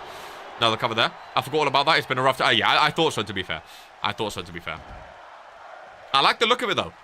I clicked on the copy of teams thing. I like the look of it. I know you're watching the VOD. You stink. Well. Yeah, because I know you were ill yesterday, so I know the rise wasn't on match history either, but again, if it's updated a few days after that, it's A-OK. A-OK. Oh, I got updated now, actually. You did update it. Never mind. I am a liar. I'm a fool. And a liar. What's mine? 62% this season. 57 last season. So 59 overall. I'm here live this time. That was great how we saw that last time. I saw Key Iverson and Dweeb both say Jocko sucks if you're watching the VOD. Always nice to pop it in, you know. Oh, that sounds awful, doesn't it? Oh, God. Dash back in the ring. Rebecca is counting. What's she at? No, nothing, because Dash resets the count. Oh, my God, both missed each other. Up next, we have the fatal four-way of the 4 Rise superstars who have advanced, ladies and gentlemen. Luka Novak, Key Iverson, Draven Wild, and Junior Dutchman. Ladies and gentlemen, fatal four-way. All 4 progressed to the next round in the Junior Heavyweight Tournament. I think next week is the final week of the first round of the Junior Heavyweight Tournament. I think a few names are having their match, and then starting the week after, we advance to the second round knockouts, ladies and gentlemen, as the tournament bracket continues. Some big names have already advanced on the round 1 bracket, and some big names are still to come, so there are a lot of choices for that Junior Heavyweight Tournament. Any favorites so far? Anyone got any favorites? If you have to pick so far, I do have the list if anyone needs it. So far, we have Atolu, Luca, Kobayashi, Draven Wild, Maurice Axel, Chase Cruz, Eli Caudry, Damian Havoc, Jason Long, Caleb Richards, Dutchman, Fat Dad, and Key Iverson. That was like, what, 13 superstars in round 1. And we still have 1, 2, 3, 4, 5 matches to come, ladies. And do you guys want to know the matches next week on Rise? Are you guys interested? Or do you want to keep it a surprise? There are 5 matches already There might be 1 or 2 extras. Any kind of stipulations, or is it a normal Fatal 4? It's a normal Fatal 4. Welcome back, Jamie Ando, to Friday Night Fury. That's Pedersen. Nice takedown. Kisses the fist into a big lariat down low. Hooks the leg as well. Does the Intercontinental Champion of Dash Pedersen. Rebecca is there watching the shoulders of Dash get up. After 2. Junior tournament over Pokemon tournament. We haven't seen Poke's tournament yet. The United Kingdom Poke. I'm very, very excited to see it on Monday. As the clothesline misses. You want to know? I'll let you know the next fixtures of round 1 after this match, ladies and gentlemen. As Dash Pedersen, again, would be a big non-title win. Remember, it is non-title, though. And we've seen this before. Key Iverson obviously beat Dante Silva before in a non-title match. And then when he had a title match, he lost. So sometimes winning in the non-title match is actually a downfall. Because you get that momentum to win, but then you don't actually do it when it matters. But vice versa. If you beat them in a non-title match, you then prove to yourself you can beat them when the title is on the line. I gotta say, so far, Draven Wild is my pick. I've missed a couple of shows. Have I missed much? Jamie, you can always use the spreadsheet and look at the match history, or you can rewatch the VODs. They're always live on this channel, so whatever you missed, you can always find out what you've missed on the spreadsheet and on the live VODs in the playlist. We have a Regions Pro Wrestling playlist. Click on the playlist and watch the shows that you have missed, my friend. Also, join the Discord if you haven't already, and ask any questions over there. If you get drawn against a tag team partner / stable match, don't give a shit fight. I mean, no one's going to purposely have a shit fight if they're against a tag team partner. We're going to have to get a winner one way or another. If they get drawn against a tag team partner, the game is the game. Dash Pedersen back into the ring. Sold out crowd here. Where are we? Fairfax? I don't know where on earth that is. But that is where we reside. On a sold out Friday Night Fury here today. Nice knee strike, Dante Silva. Champ trying to get back in the ring.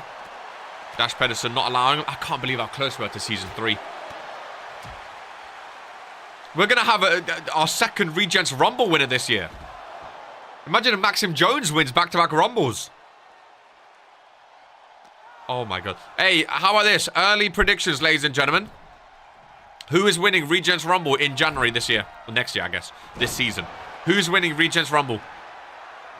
You can't say yourself, though. Who is winning Regents Rumble? And you can't say yourself. You can't say... I knew everyone would say themselves. You can't say yourself. How did I know everyone was just going to say me, me, me? How predictable. I mean, you've got to have self-confidence, which I respect, but... You can't... Well, everyone's going to still say it. You can't say yourself. RK is going to win it. Venu. Then no one. Interesting. Venu. Whoever gets number 26. Could you imagine? Remember, the winner of Regents Mania headlines... the winner of Regents Rumble headlines Regents Mania Big Lariat Dante Silva. All I know is that if I'm entrant number 1 again... Dante Silva 1-2 and a kick out. Key Iverson has a Chad-like career, so him... Don't know what Chad-like is, but if that means shit, I guess so. The Battle Royale Merchant, Kobayashi. Regents Rumble is different than a normal Battle Royale, though. Dante Silva wins the Rumble. Caden Gray. Could you imagine if Caden Gray's next 2 matches, because I think he has 2 matches left. Imagine one was the Rumble and one was the main event in Regents Mania. What a career that'd be. Oh my goodness. Dante Hurricane Rana. I think it's going to be a bit different this year as well, by the way. I think how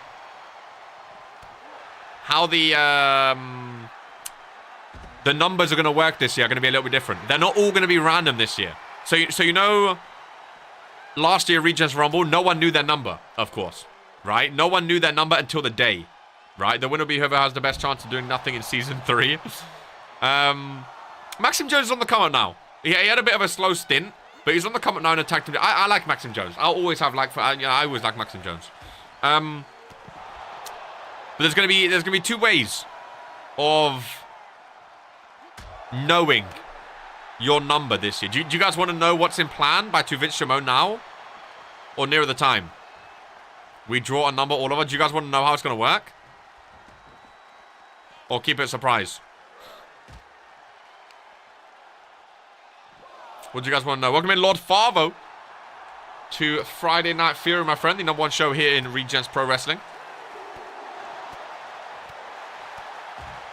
Surprise. Makes sense considering it's Christmas. Yeah, Christmas Carnage. December 24th. It's not confirmed yet, though. There's been some... because we've had so many pay-per-views this year, there's been some speculation. It might be... The next one might be Regents Rumble. We might have a month off pay-per-views. Because we had a couple months where we had 2 in 1. There might be... there might be no PoE in December. Because I think a lot of people are going to be busy on Christmas Eve as well. So there might be no PoE in December. And then we come back for Regents Rumble in January of the new year. Kick off the new year with a bang. We'll see, though. When I know stuff, you know stuff. That is how it works. Dash back in the ring. And if he stays in the ring, which he again does not. This is my family. Love that. Love that.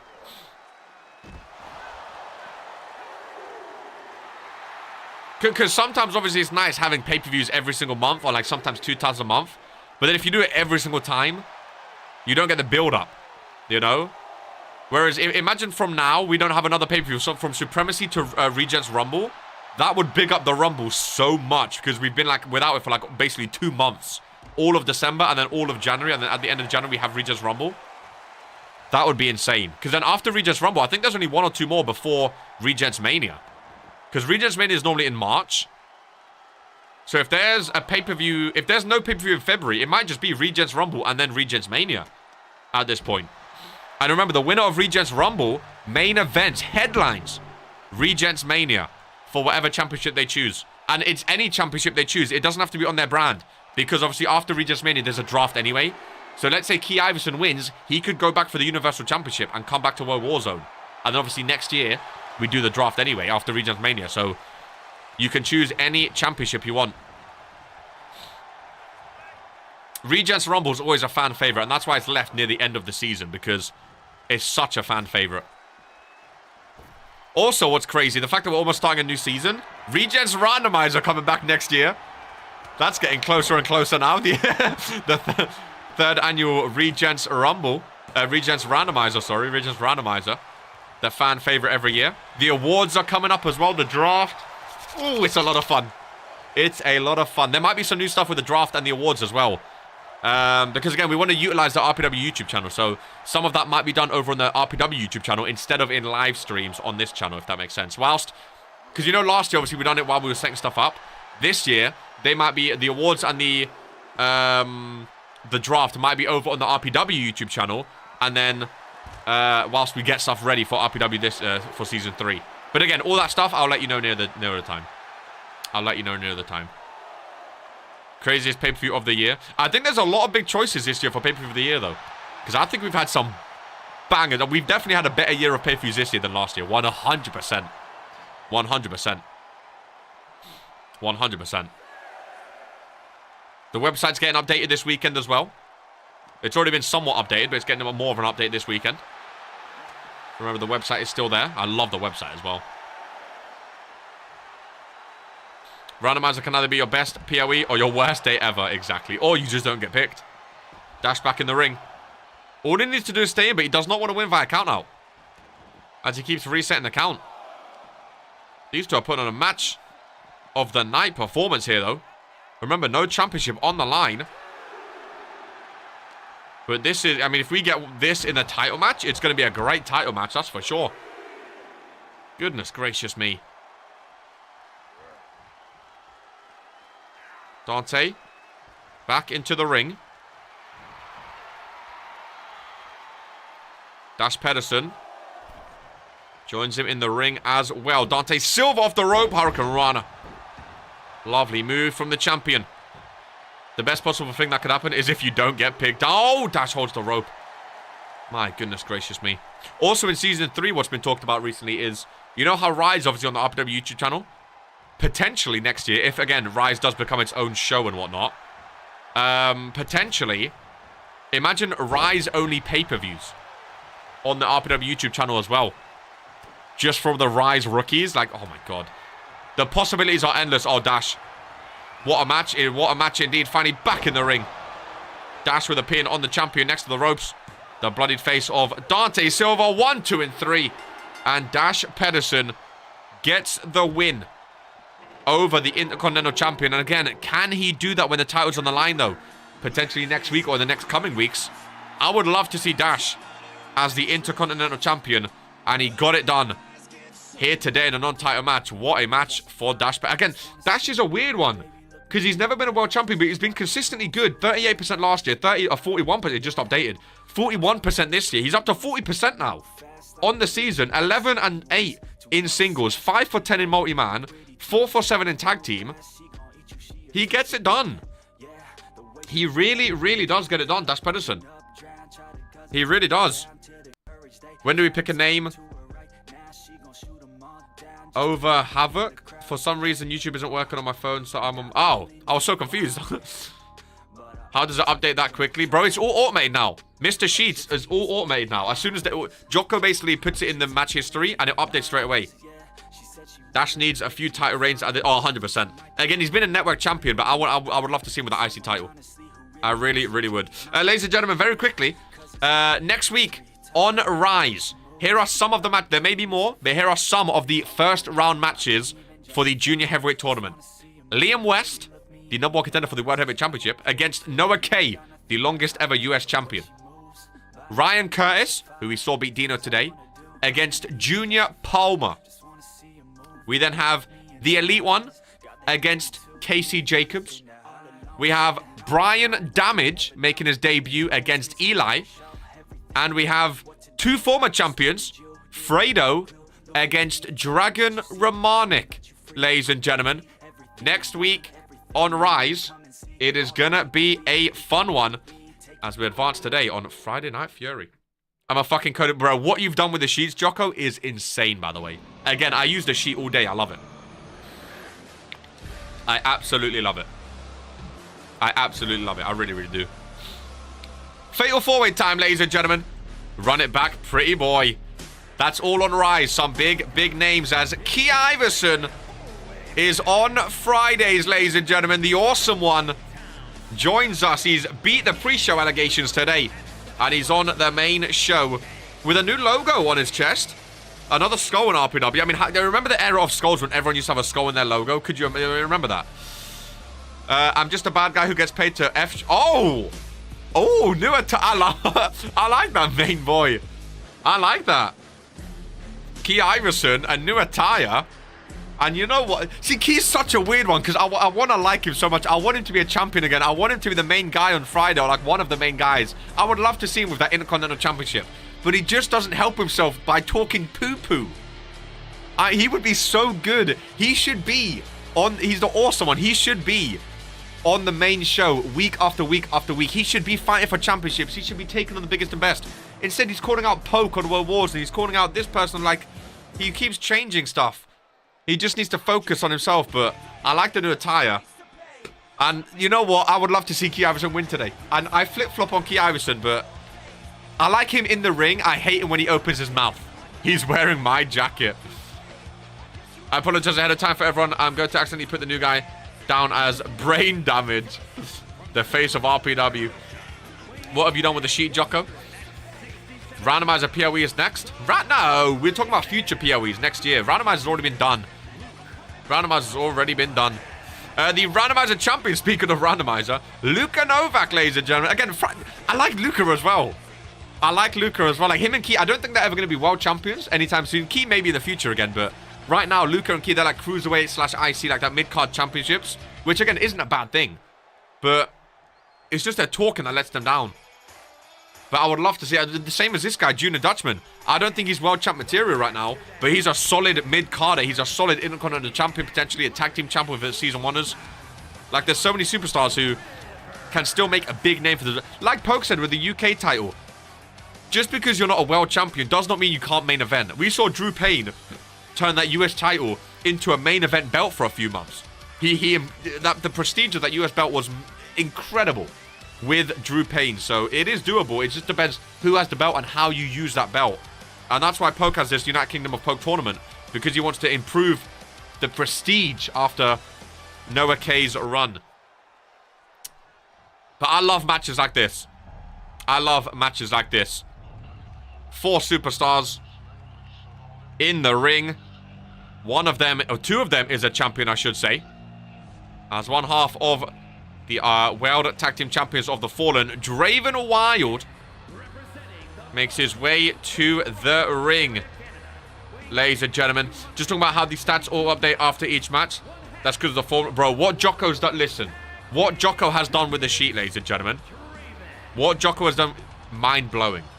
I'm a stats nerd. I love looking at stats. Like I said, the spreadsheet, I have 3 tabs open all day, every day on my monitor. The Superstar page, the Champions page, and the Match History page. I have that up all day on my Opera GX browser. It never leaves my Opera GX browser. What he's done with the spreadsheet cannot be understated. And the fact that it's automated now as well is insane. Absolutely insane. He updates it regularly, changes it. I try to keep the entrance and finishes updated, although I struggle with that sometimes. What he's done is incredible. The fact that you can sort it however you want. It has all the main divisions now. Season 1, Season 2, alumni, automated, match history. It's incredible. It really, really is. Fun fact, I'm undefeated in main event matches. You should try getting back on the show, my friend. You should try getting back on the show. Fatal 4-way match is underway. Key Iverson goes against Junior Dutchman. Driven Wild against Luka Novak here in a Fatal 4-way. Again, these 4 have all qualified for the Rise Championship through the first round. That is why they're in a Fatal 4-way here today on Friday Night Fury.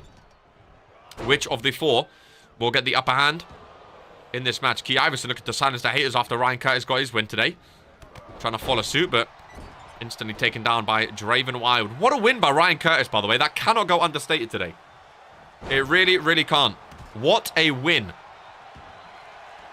for Ryan Curtis. We're doing Fatal 4-ways now? This is a Fatal 4-way? Yep. What do you mean, are we doing them now? This isn't the first ever Fatal 4-way. Is this the first Fatal 4-way you've ever seen in RPW? I like Key Iverson's attire, though. A little change-up. I like his red pants as well. The red trunks, I like that attire too, but he's changed it up. You know, he has 2... A lot of superstars have 2 attires, and I like it for qualifiers. Oh, no. This isn't a qualifier match. No. Again, the first round isn't done yet in the Junior Heavyweight Tournament. And again, the Junior Heavyweight Championship Tournament, that's only on Rise. This is on Friday Night Fury, my friend. I'm just saying these are 4 superstars that qualified already through round 1. So they're having a Fatal 4-way today. It's not for anything. They don't qualify. It's just for bragging rights. Because these guys may see each other in the second round on the Rise tournament. Because they've already qualified in the first round. That's why they're in a Fatal 4-way match here today. But the Junior Heavyweight Tournament is very much still continuing. It's only on Rise every Wednesday. I announced just a minute ago. That's why I announced 5 more matches that are happening next week. It's a big tournament. It's a lot of superstars involved. I think it's going to take like a month, maybe, to get everyone down. Luka Novak? Nope. Nobody home. 2 current champions. A former tag team champion. A former universal champion. Look at the blood on the face of Key Iverson. There's a stacked up mid-card. Fatal 4-way match on Friday Night Fury powerbomb on the barricade. And a close down by Dutchman. I love Regis Pro Wrestling, man. I was waiting for this all day today. I really, really was. I missed that announcement. So the 5 matches happening next week. We have Liam West versus Noah K. Ryan Curtis versus Junior Palmer. Elite 1 vs Casey Jacobs. Brian Damage vs Eli. And Fredo vs Dragon Romanic. There may be some more as well. I've heard Gore is going to be in the Junior Heavyweight Tournament as well. But he needs an opponent. Nice uppercut there, Luka Novak. And then after next week is the final first round matches. So after next week, all the winners will start to face each other. And we whittle down to the final, where we will crown the first ever Junior Heavyweight Champion. Fredo vs Dragon. I know, it's a big one. It's a big one. Next week on Rise, ladies and gentlemen. It is a big one. Driven Wild in the corner. One half of the Fallen. Held those tag titles well over 100 days now. And have looked dominant ever since. They have a lot of defense too, I'm pretty sure. 110 days. And they have 4 title defends, ladies and gentlemen. Solid reign by the Fallen. Draven Wilder and Xander Evans.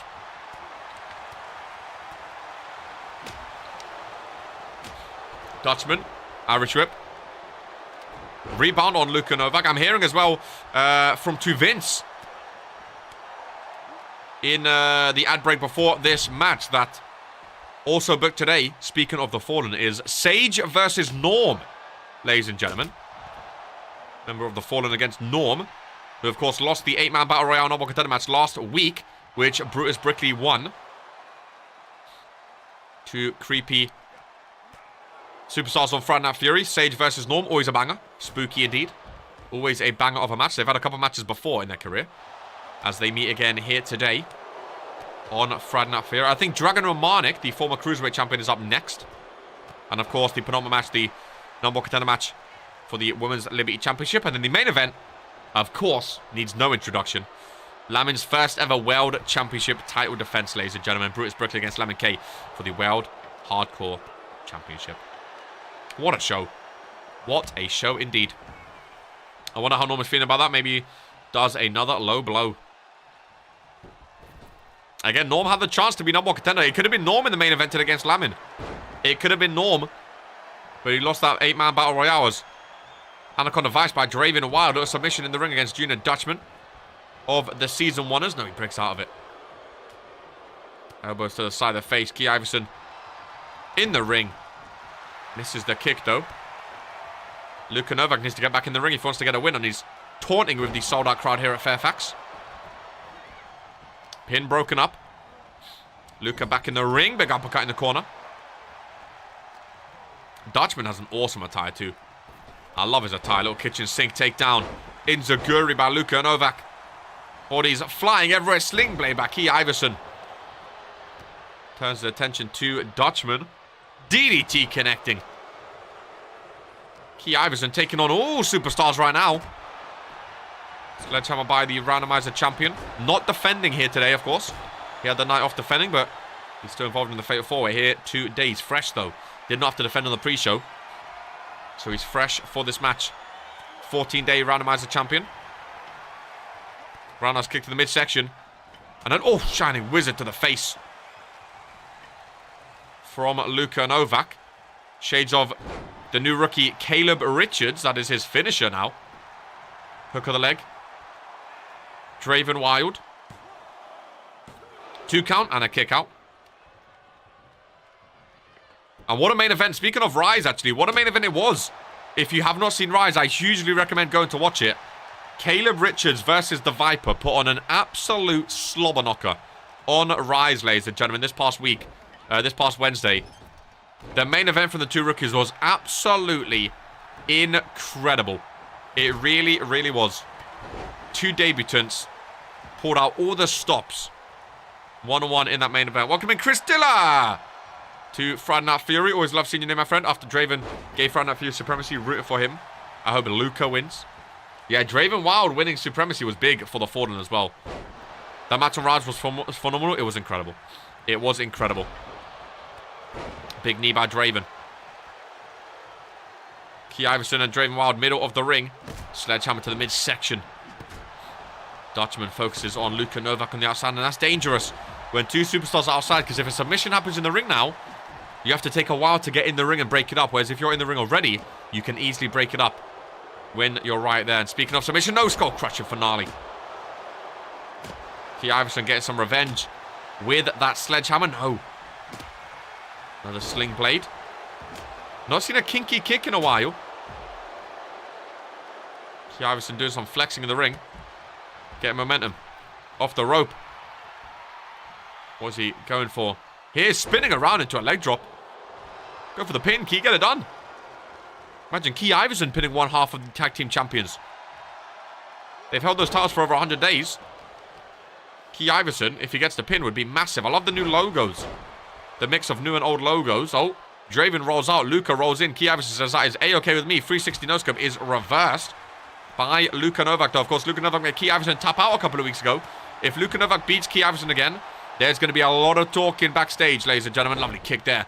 Luka Novak. Key rolls out. Dutchman comes in, though, belly to belly. Slam on the mat. Could we see a glass elbow? Potentially, there's an uppercut. And Luka, speaking of, goes to the apron. And you know what follows? No. Dutchman gets up in time. Lovely Inzaguri takedown. Well, we know now. I think Luka has that finisher locked and loaded. But Dutchman going for his suplex instead on the head of Luka Novak. Hooks the leg as well. Roll. He's hooking both legs of Luka Novak, the randomizer champion. Kicks out at 2, though. Stunner by Key Iverson on the outside of the ring in front of this sold-out Friday Night Fury crowd. Sledgehammer shots. Connecting once again.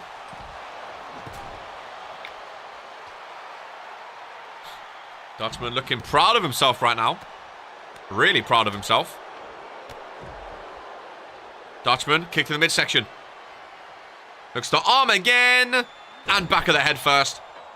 On the mat, go for the pin. He does. Key Iverson distracted with Draven Rada. And that's what I said. When you're outside the ring, you get distracted. Junior Dutchman pins the randomizer champion. And some early bragging rights in the junior heavyweight tournament as Junior Dutchman gets the win here on Friday Night Fury. I've loved Junior Dutchman since he started, man. 40% last year, down to 27% this year. But hopefully that can improve. Is it going to go up live, I wonder? Let's have a gander. It's on 27% right now. I would love to see Junior Dutchman with a championship. Again, there are so many. It went up to 29, but I love seeing it go up live. I really, really do. I would love to see Junior Dutchman boo. There's so many. And again, that's why I have like so much love for RPW. You know, all rivalries aside, all hate aside, right? There are so many superstars that have been here for so long in RPW and have never won a championship or never won a world championship, a singles championship. Like, there's still... We're coming up to the end of just 2 years now in RPW, right? But in the grand scheme of things, it's nothing. Like, there's still... It boggles my mind because there's still so much that can and will happen with RPW in the coming seasons. You know? Like, the stories, the championships, the rivalries, the matches, the pay-per-views, there's so much that can happen. And when you think about, like, all that stuff that can happen, it's like... Oh, man. It's a good feeling. You know? It's a good feeling of, like... Anything can happen. Sort of thing. You know? Anything can happen. I don't know if anyone says, oh, they need to talk to the moveset team. Again, I don't understand when people say that, the moveset team. It's you doing the moves. If you want to change your moves, just change your moves. You know? Of course, fashion team, they take fashion advice from 2K, RPW2K23, so that's fine when you ask fashion team about that. But if you want, you know, if you learn new, you got to learn the new moves. No one can teach you the new moves. You got to be the one to learn them, you know. Damn, Luca, I wanted you to win. As we advance on Friday Night Fury, halfway through the #1 show here in RPW. And coming out is the former... I love the tight intro. I can't wait to see if the stages get updated next year, by the way. I wonder if Friday are going to keep the massive screen. Anything can happen. Exactly. Like, I love... I mean, you guys know the love I have for RPW. You know, you guys know the love I have for it, but... Oh, it's... I love it, man. I look forward to it every single day. I really, really do. Every single day. And I like people like King Daniel. Obviously, all jokes aside, King Daniel being happy he's the first ever king. Maxim Jones, first ever Regents Rumble winner, going to have a second this year. Damian Havoc won his first ever championship. Luka Novak won his first championship after going 1 for 8. Like, the stories, like the immersiveness. That's why it's the most action-packed, immersive, and entertaining show on all of YouTube. You know, like, everything coming together. Tato winning at Regents Mania. FJ going for one of the most dominant superstars to absolutely stinking. All the quotes that we have, all the history, the memories, like, there's been so much, so many laughs and so many screams, so many scared moments, like, it's incredible, man. Oh! Oh, and speaking of big moments, ladies and gentlemen, oh my goodness, what a moment this is. As Dragon Romanic goes up one-on-one against Oliver freaking Kings, ladies and gentlemen. What a big match for Dragon Romanic. Have these two ever fought one-on-one before? Oliver freaking Kings and Dragon Romanic. I'm going to go to the sheets, the tail of the tapes, which I need to keep up in future. Dragon Romanic. Tail of the tapes is underrated as well, by the way. Tail of the tapes is amazing. Ollie's beaten him once in a one-on-one. They've only had one one-on-one match where Ollie got the win. But this is like a what a match indeed. It's such like a... I don't know why. A match like this, you feel like you would have seen this like a handful of times. You know? Because both of them have been on Friday a lot of their career. But for some reason, they just never... And that's what I'm saying. Like, even like the matches still come out with... that we've never seen before. You know? Even with people that have been here since... Both of these guys have been here since almost day one. And we still get matches that we've basically never seen before. You know? It's insane. It's insane. Litmus test. This surprised me. I knew Dragon Romanic was in the building today in a match. I did not know Oliver freaking Kings was his opponent, though. And what a big test for both superstars it is, because Oliver freaking King, speaking of people that have, you know, not been where they should be, we know Oliver freaking Kings as the hardcore champion, you know? That's what we know him as, the face of Friday, the champ Friday Night Kings. But Season 2's not been as kind to him. Of course, he has won that title this year against Dino, but has not been up there since. While these two have only faced each other 1-on-1 once in almost 2 years. That's what I'm saying. And I'm pretty sure that was Blanco as well, because it was their first ever match. That would have been Blanco as well. So, I mean, technically, he's never fought Dragon Romanic before. This is a first time ever in Regens Pro Wrestling. Everyone has good feuds and stories to tell, which is why RPW is the best wrestling show ever. I love it, man. I really, really do. I really, really do. It's my favorite thing I've ever been a part of. I thank to Vince every day for coming up with the idea of Regens Pro Wrestling Shin and Chin connection. Dragon Romanic using the ropes. And a big forearm connecting. Yeah, I wonder if the stages are going to be any different. Because I know World Warzone had a little bit of a change in the past couple of weeks, or the past week, I think. They have a new, not a Titantron, but a new stage, like Minitron, or stage, I guess. The top part of the stage is a little bit different. And it has like lights on the top now and like different things. You might not be able to tell. Like if you don't see the stage every single day, you probably can't tell to the naked eye. Yeah, World Warzone had a little bit of an update. Obviously, Friday this whole year has had a massive screen. I wonder if they're going to keep that next year. I remember at the beginning of this season, it was the whole thing of like, who's going to get the new big screen? Because Vince paid the money for this big screen, but it could only go to one show. And I remember both brands wanted it, because obviously it was brand new, this massive Titantron. No Minitron, just a Titantron with a reflecting floor. It went to Friday, and I'm kind of glad it did, because I think it suits Friday more. And they are the #1 show now, so it makes sense they got dibs at the new big stage. But next season, will there be any new stages? Will it be changed? Who knows? Who knows? Man Ollie's match was a banger. It was indeed. It was indeed. That was a big win for you as well. At Supremacy. Very big. That was one of those. That was like a Ryan Curtis match, Ben. You know? You're a rookie. You called out a former world champion, a 2-time world champion. You beat him at a pay-per-view. It was a big win. Whippersnapper by Dragon Romanic. Hooks the leg on Oliver freaking Kings. 2 count. And a kick out. I like the World Warzone setup personally. I love the World War. Again, I love all 3 stages. Rise as well. I love all of them. As Dragon Romanic hip toss goes for the armbar. I don't know if he has a name for this, but Ollie's toe was touching that rope. And the referee called a rope break. Ay. I wonder if they'll let you edit the crowd and scenes as such. If they let you change the stage and the walk down to the ramp, that'll be, again, possibilities are endless with RPW. We'll see what Vince spends the money on. Of course, all the funds that have been brought in this year, this season, all goes back into RPW. And what new stages will he bring? What new Titantrons will he buy? Will the rings look any different? I do like that World Warzone has a black mat. Well, Friday Night Fear is a white mat. It's like, you know, vice versa, yin and yang sort of thing. As Dragon Romanic is setting up. Once more. Goes, oh my god, the King Car! Oh my god, he stole his finisher, went away from the ropes as well. Man bun, Dragon Romanic. Oh my god, he beat him with the King Car. Ladies and gentlemen, the dog mask. The dog mask from World Warzone. The dog mask from World Warzone. He's calling for the cage to be lowered, ladies and gentlemen. This man's from World Warzone. We've seen him in the bin bag, man. Running in on the Brotherhood week after week, but Dragon Romanic ducks it. Dragon Romanic, fight him. Take the mask off. Hey, Dragon Romanic, take the mask off. You're locked in the cage. Take the mask off, Dragon. Oh, he's going to do it. He's thrown him face first against the steel cage. And again, the dog goes back to the cage. Take the mask off. We would love to see who it is. Dragon Romanic, what a win. And what a showing. Imagine he took the mask off.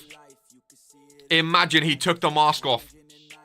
He was in the ring alone. Trapped with the dog. He was on World War. They've only been on World Warzone, though. These 2 masked men that have been running in relentlessly on Mondays. There's one with a dog mask, one with a bag mask. Dragon Romanic with the King Cutter, by the way. With the King Cutter. A massive win for Dragon Romanic over Oliver freaking Kings. Massive win. But then who was that getting involved? Is the question. There is the dog again. Who was that was getting involved? Is the question. These guys must be stopped. Goodness gracious me. I wish he just ripped that mask off. I wish he just... We're going to advance, ladies and gentlemen. Now, why is he on Fridays now? That's what I'm asking. Why is he on Fridays now? Since when is Havoc on Friday Night Fury? That's what I'm asking. They've only appeared on World Warzone so far. Why are they now appearing on Friday Night Fury? Dragon Romanic getting involved as well. Why would they go after Dragon? Why would they go after Dragon? But was it... Whoa. Again, I'm going to put my detective hat on. My assumption hat on. Wasn't Dragon Romanic and Damian Havoc both talking recently backstage with Jocko about who are these masked men? They were DMing him. They were DMing him. They were DMing him.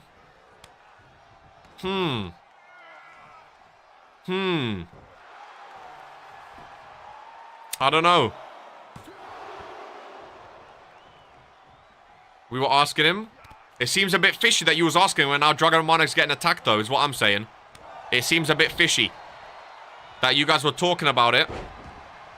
And now... I don't know. It seems a bit fishy to me. It seems a bit fishy to me. I don't know.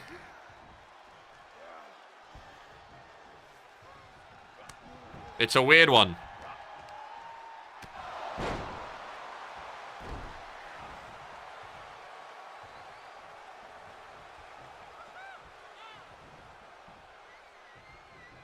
Why is it on Friday now, though? Why is it on Friday, which I'm confused about. Really confused about. Normally a submission. I've heard that this match is replacing the Eli Corddry and Duke Brown match, by the way. That is going to Rise on Wednesday. Their rematch. The Rise rivalry will continue on Wednesday next week. Idiot lowered a cell and then got stomped.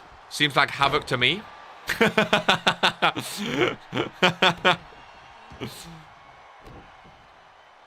It's an interesting one. It is an interesting one.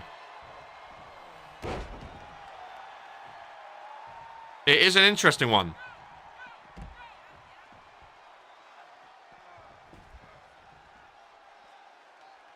It is an interesting one. I thought he was going to rip off the mask. That's what I thought was going to happen. I thought he was going to rip off the mask. Could you imagine?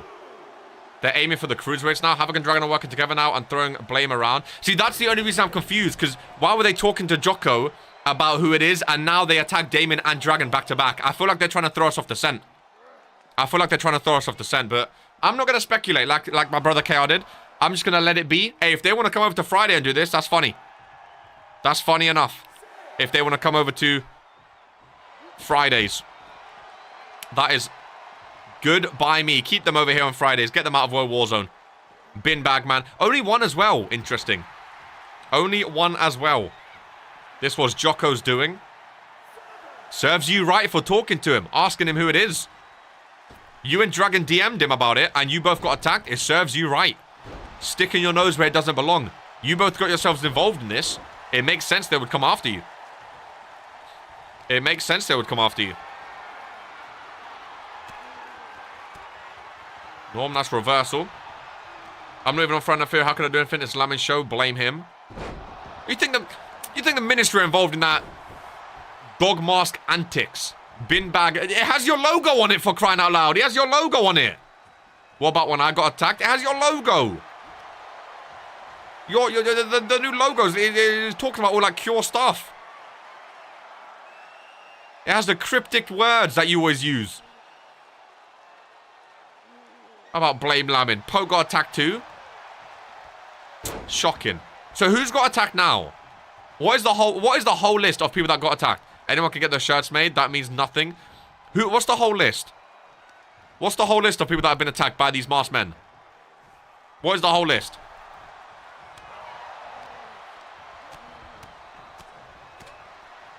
Because there's a lot now. Zeke Leb.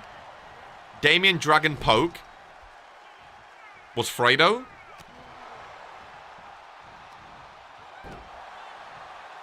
I got attacked verbally. Zeke, Leb, Fredo, Havoc, Dragon, and Poke. See, all on Monday. Why all of a sudden they go to Dragon on Fridays? Unless it is because he was talking to Jocko about it, as Norm has Sage in the sleeper hold. He's struggling by the ropes. And he passes out. And Norm with another one-on-one submission win. Ladies and gentlemen. Big, big win for him. His record has been improving this season tenfold. Has Norm, as he picks up another one-on-one win. I come for the main event. We might see a new champ, or might see a legendary reign continue. That feels like a key right there. Take advantage of a situation to attack you and blame others. See, I don't know. I don't know anymore who to... The fact that they now appeared on Friday confuses me. Really, really, really confuses me. Because I thought before... Well, we have the Christmas song. If we do have Christmas Carnage, we have the Christmas song, ladies and gentlemen. The fact they talked to Jocko. I'm twice the size of those guys. Oh yeah, who was we saying is the dog mask? Because one of the bag man was bigger, right? Why attack all of us, especially Poke? The bag was bigger, right? If I'm not mistaken, I can't remember now. What one was bigger than the other before.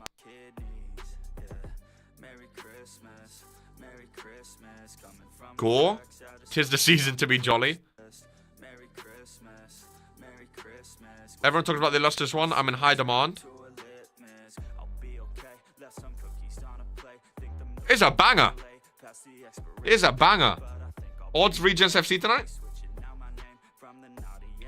Ladies and gentlemen, put on a match of Friday Night Fury before the main event here today, where the World Hardcore Championship will be defended. We have a #1 contenders match in a triple threat tables matchup. The winner of this match will be #1 contender for the Women's Liberty Championship. Ladies and gentlemen, as Christina Banks. Oh my god, that actually shot something out of there then. I didn't know that was a live tank coming out. I thought it was just a prop. Oh my god, she's actually shooting stuff in the arena. I've never noticed that before. Surely that can't be safe. A little kid's going to get pelted with a tank shell. Yeah, keep it aimed over there, away from the announcer's desk. I want nothing to do with that whatsoever. She's firing stuff. Bro, that poor, you know what I mean? We're going to have to issue an apology on behalf of Regents Pro Wrestling. Brutal. Someone just got a t-shirt to the head. Poland World War II flashbacks. My goodness gracious me. I thought it was shooting blanks. It didn't look like blanks. A lot of pyro came out of it. I think she was shooting t-shirts. But it came out with some volition and some force. Ladies and gentlemen, Christina Banks and Akira Yamamoto only had 12 matches so far. Has Akira Yamamoto. How many has Christian Banks had? 15. So still both relatively new here in Regents Pro Wrestling. As these two superstars get a #1 contender match against Marilyn Myers. Triple threat match.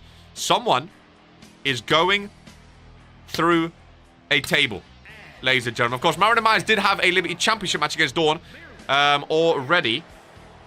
But she came up just short, ladies and gentlemen. She could not get the job done in the end. When was the Liberty title match? I think that was before... That was before Supremacy. What was before Supremacy?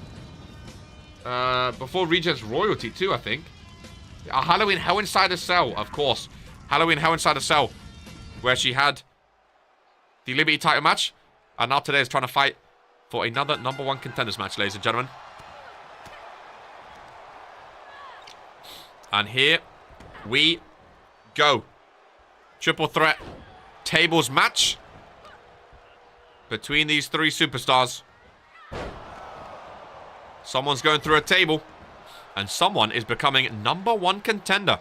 All three of these superstars have never won a championship in RPW yet. So a big, big opportunity for the three rookies of the Friday Night Fury Women's Division. Irish whip. Off the rope, big Claymore. Right to the face. Marilyn Myers getting back involved. Missed. With the clothesline. Akira Yamamoto, who a lot of people thought was going to be a champion already, by the way. Akira is a big name in the indie scene. She came in and had a lot of hype surrounding her. Love the attire as well. Love the attire as well. Hershey shot Gil. Gil returns next week, ladies and gentlemen. Gil, the new manager for... no, I'm just kidding. Imagine Gil as the manager for Rise. That would be awesome. That would be awesome. This is who we are. Fuck you, man. Apparently, again, there's been some more rumors, ladies and gentlemen. That next season, because there's been a lot of controversy, people don't like the fact that RK... We have a couple of haters out there. People don't like the fact that RK has say on both shows, as the GM on both shows. People think there's favoritism and there's all this talk about ministry and blah, blah, blah. As well as some other stuff about, you know, properly going brand v brand. Apparently, next season, World Wars and Friday Night Fury will both get their own respective general manager, ladies and gentlemen. A little sneak peek into the future, potentially. It's not confirmed yet. But both brands getting their own general manager. They're still going to have team captains who are like the captain of the team. They still have some say here and there. But a new general manager for both teams. As I spoke to Vince, and basically the reason is people keep shit-talking RK, right? People keep talking about me getting in the ring and whatnot. And I thought, you know what? It's time to show that I can actually beat half of you in the ring. Even though I'm a commentator, I can still take down half of you in the ring. I want championships to my name. I want to be a legend in Regens Pro Wrestling before I go full-time back to a commentary in the future of my life. So, I spoke to Vince, and he said, if you want to be a full-time superstar, you have to give up the commentary job or the general manager job. And I said, yo, get me in the ring next season. Get me in the ring next season. I will forego the general manager duties, let two other people come in and take those jobs on the respective brands. And RK can be in the ring, get drafted next season, and win some titles, ladies and gentlemen. I already have a longer title than half of the people here anyway, so I might as well win more next season. 2 tables in the ring, 2 kendo sticks in the ring as well. RK coming back to the ring in 2024, baby. You heard it here first. I will be up for the draft. I will be available to be drafted. And I will win championships, ladies and gentlemen. The shit talk, listen. I've got to back up the talk somehow. You know? I've got to back up the talk somehow. If I ever see another person commentating, I'm not RK or KR, I might end it. I'm still going to be a commentator. So whatever show I'm not drafted to, I'm going to commentate for the other show. And then KR will take the commentary responsibility of that show. So we're going to be drafted as well. Don't you worry. But it just means I won't be the general manager, which I'm fine with. Less responsibility for me. I get to be booked in matches myself and fight for championships. And then no one can complain about me rigging matches either. Oh, double kendo stick to the head of Marilyn Myers. Brutal attack from Akira Yamamoto and Christina Banks. Marilyn rolls out. Probably smart to roll out. Very, very smart.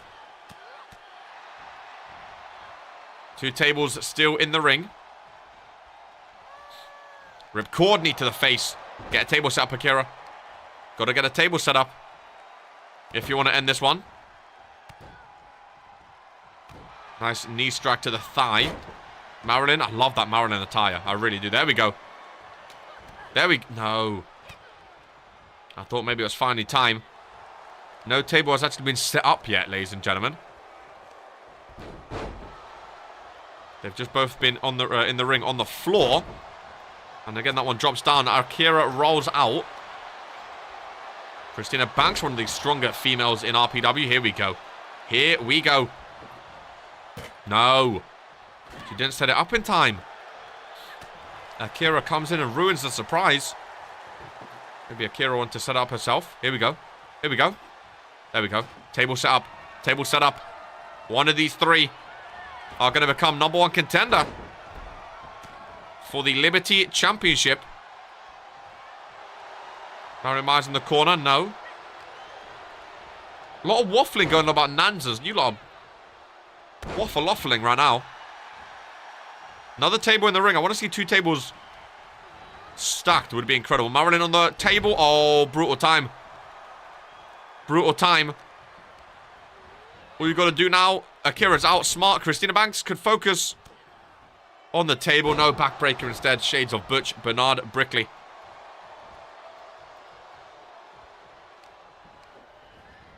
Oh.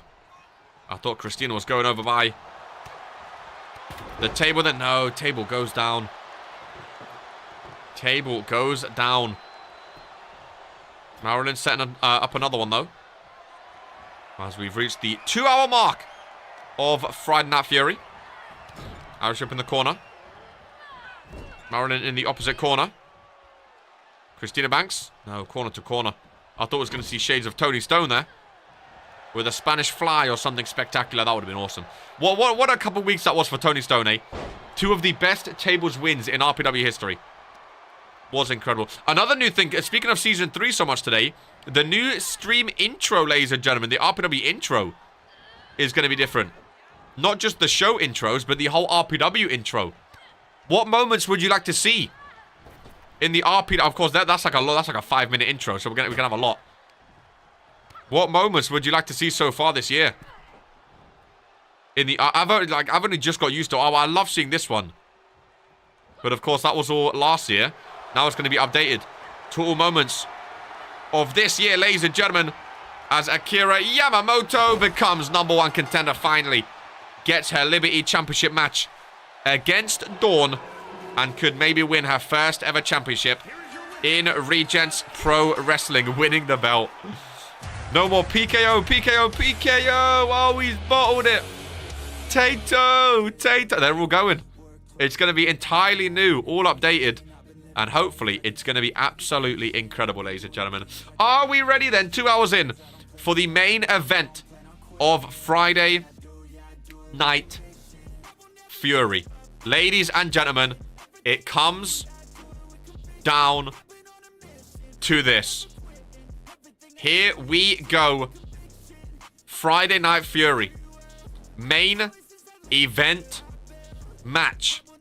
Ladies and gentlemen, World Hardcore Championship is on the line here today, and I can't quite believe it. I can't even fathom. Lamin is defending the World Hardcore Championship too. Like, it's been written in the stars for so long in his RPW career. He's never been a world champion, of course, and now finally is. Flashback to the Cure vs LA Kings days. This time I won. I see those masked bastards are after me now, but they didn't really succeed this time.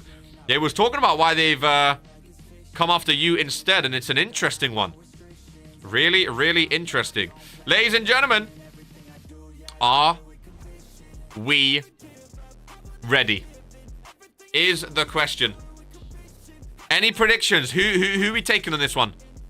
If you have to pick. If you have to pick, who are you taking? Between Lamin and Brutus Brickley. Brutus never been a world champion, remember. Never been a world champion. He's been a tag team champion, but this is by far the biggest match of his entire career. Right here in the main event of Friday Night Fury. It all comes down to this. Final predictions, get them in. World Hardcore Championship. Brutus Brickley. He's a big man. He's a strong man. Imagine a Brutus Bull to win the Hardcore Championship. I always said since day one, I've said Brutus Brickley will be a world champion. Lies and slander. I've always said he will be a world champion, ladies and gentlemen. I've always said that, right? Could today be his day? Is the question. Could today be his day? I've always said he'll be a world champion. He's been so dominant. He's always been the stronger of the two as well. You know? He's always been the stronger of the two. Nothing against Butch. I love Butch as well, but Brutus Brickley, I mean, he's a 7-footer. He's however many pounds he weighs. He's a massive, massive man. He's got Pyro to his name as well. Just keep fighting. Former tag team champion. What is his record these days? 39%. It was 53% last year. It's still amazing to me that these guys aren't even rookies anymore. It really, really is. And here we go. What a main event. What a main event it is. Brickley, you think Lamin's going to drop the title? Brutus Brickley, he looks ready for it. We don't see him in singles competition a lot, of course, without his brother. But he looks ready for it. None of the Case in the Chamber holders have cashed in yet. None of them have cashed in yet, ladies and gentlemen. Again, that's the thing, though. With Brutus, he is Mr. Case in the Chamber. If he loses this, he could just easily cash in next week for a rematch. You know? He could easily just cash in, boom. He gets a rematch straight away. That's the thing with Brutus Brickley. He has options. But, of course, your world hardcore champ. I still can't believe we have Lamin as a world champion. Ladies and gentlemen, one's up for the conqueror of Freshie Sibs. The face that runs the place here on Friday Night Fury, the pillar of Regents Pro Wrestling. Your world hardcore champion is Lamin. Ladies and gentlemen, and he's defending for the first ever time here today on Friday Night Fury in the main event where he belongs. That is why he's the face of the show. He's one of the faces of the entire company, been here since the beginning. Been a dominant force since day one. Finally became world champion. And here we go. I kind of want to see Brutus win this one, but I don't see it happening. Interesting. I acknowledge Lamin K. Interesting. Lamin in the ring. What a championship that is, man. What a championship that is. One's up, ladies and gentlemen, for the face of the ministry, the conqueror of Sibs, and the world hardcore champion. What a matchup we have. Main event action to end off Friday Night Fury, and that is what they are fighting for. Feel the power, embrace your evil. The world hardcore championship. Ladies and gentlemen, no one ringside either. No one ringside. A straight one-on-one. And here we go. Ladies and gentlemen, here we go. Brutus looks ready. Lamin looks ready. Not taking his eyes off Brutus Brickley. Oh, I'm excited. Oh, I'm excited, man. Oh, I'm excited. This is massive, dude. This is massive. This is massive. Ralph, take that belt. Show the sold-out crowd here today what they are fighting for. This is mega. This is the biggest match of Brutus's career. My goodness. Take down the Chief Brutus and be a fighting champ. Here we go. Bell has rung. And the main event is on the way. And oh my god, Brutus Brickley goes straight after the champion. Lamin ducks it though. And Brutus Brickley too strong to be held by. I mean, Lamin's a big guy, but even he can't hold on to Brutus Brickley. Early submission as he wrenches the arms. Forget about the masked men. Forget about World War Zone. Forget about anything else right now, ladies and gentlemen. Nothing else in the world matters more than this match in the main event right this second between Brutus Brickley and Lamin for the World Hardcore Championship. Lamin still not able to grasp onto Brutus Brickley. He's too strong for him and sends him back of the head first to the mat, ladies and gentlemen. Brutus Brickley in the main event. I've always said he'll be a main eventer. I've always said he'll be a world champion. Is today the day? Is the question for Brutus Brickley. The whole RPW universe on his side. One half of the Brickleys could be a world hardcore champion, but Lamin fights back with the Inzaguri, the conqueror of the ministry. Looks to retain his first ever world championship, ladies and gentlemen. Lamin has to roll out Brutus with the early advantage here today, though. The early advantage as these two go to the outside of the ring. Brutus needs to get him back in, and does indeed. Brutus Brickley, big clothesline. Into the pinfall. One count and a kick up by Lamin. Brutus is dominating, boys. Big clothesline again. Brutus Brickley could be the new world champion. Big clothesline. Lamin can't get a hit in, ladies and gentlemen. Lamin can't get a hit in. And Brutus Brickley is taking over, making Lamin look like a child in the ring. Brutus Brickley from behind. No, Lamin with a reversal. Lamin with a reversal and a Luther's press. Lamin finally getting some advantage. Finally getting some offense in. Luther's press by Lamin into a knee strike to the face. to Brutus, Brickley, and Lamin needed this bit of momentum because the opener of this match, Brutus was dominating, ladies and gentlemen. The opener of this match was all... was all for Brutus. I can't believe it. Look at this. I mean, Brutus would be a great world champion. He's so dominant. Should never have slept on the brick. Bro, he's so dominant. Lamin's down. Lamin's struggling to get up already, ladies and gentlemen. This match has just begun. He can barely get a hold of him. Brutus Brickley's too big. Just keep fighting. Plastered across the chest. Super kick to the face. And again to the back, and down goes the giant. Lamin rolls him over like a dead carcass. Hooks the leg. Ruff is there watching the shoulders. 1, 2 to retain. No. Kick out at 2, and Lamin furious. Thought it was a 3 count. Lamin wanted this match done as quick as possible. All it takes is one bull hammer to the face of Brutus Brickley. Hooks the leg. Your world hardcore champion is retaining, but not quite yet, ladies and gentlemen. Big bull hammer connects. One of the deadliest finishes in Regents Pro Wrestling, and Butch Bernard Brickley. Brutus's tag team, bro, with a steel chair. Ralph missed it. Ralph missed it. Lamin gets hit with a steel chair. And Ralph missed it. Butch is just in the ring. Surely Ralph can put 2 and 2 together. There's a steel chair right there. Butch Bernard Brickley, Brutus's brother, gets involved. Hits him with a steel chair. But Ralph did not see the steel chair attack. Ralph did not see it. And Lamin's down. Oh, he was just taken over with the bull hammer. He was just taken over. He got the... he missed this. He missed it. He didn't see it. All he saw was a steel chair in the ring. He wasn't looking. He was looking at the screen like everyone else, the entire arena. He wasn't looking. Lamin got distracted. A steel chair to the face from Butch Bernard Brickley. I was wondering what was going on, why his music started playing. Lamin got distracted. Irish whip off the ropes. Ralph didn't see Butch doing it. He saw Butch, but he didn't see the steel chair. You can't DQ a man for being in the ring. All he saw was Butch in the ring with a chair. He didn't see what happened with it. He didn't see what happened with it. So he couldn't call DQ on it. Lamin with the cover, fighting the odds against both Brickley brothers.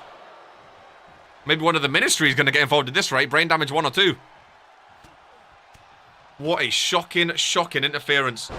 How didn't he see that? He was looking at the screen because the music was playing.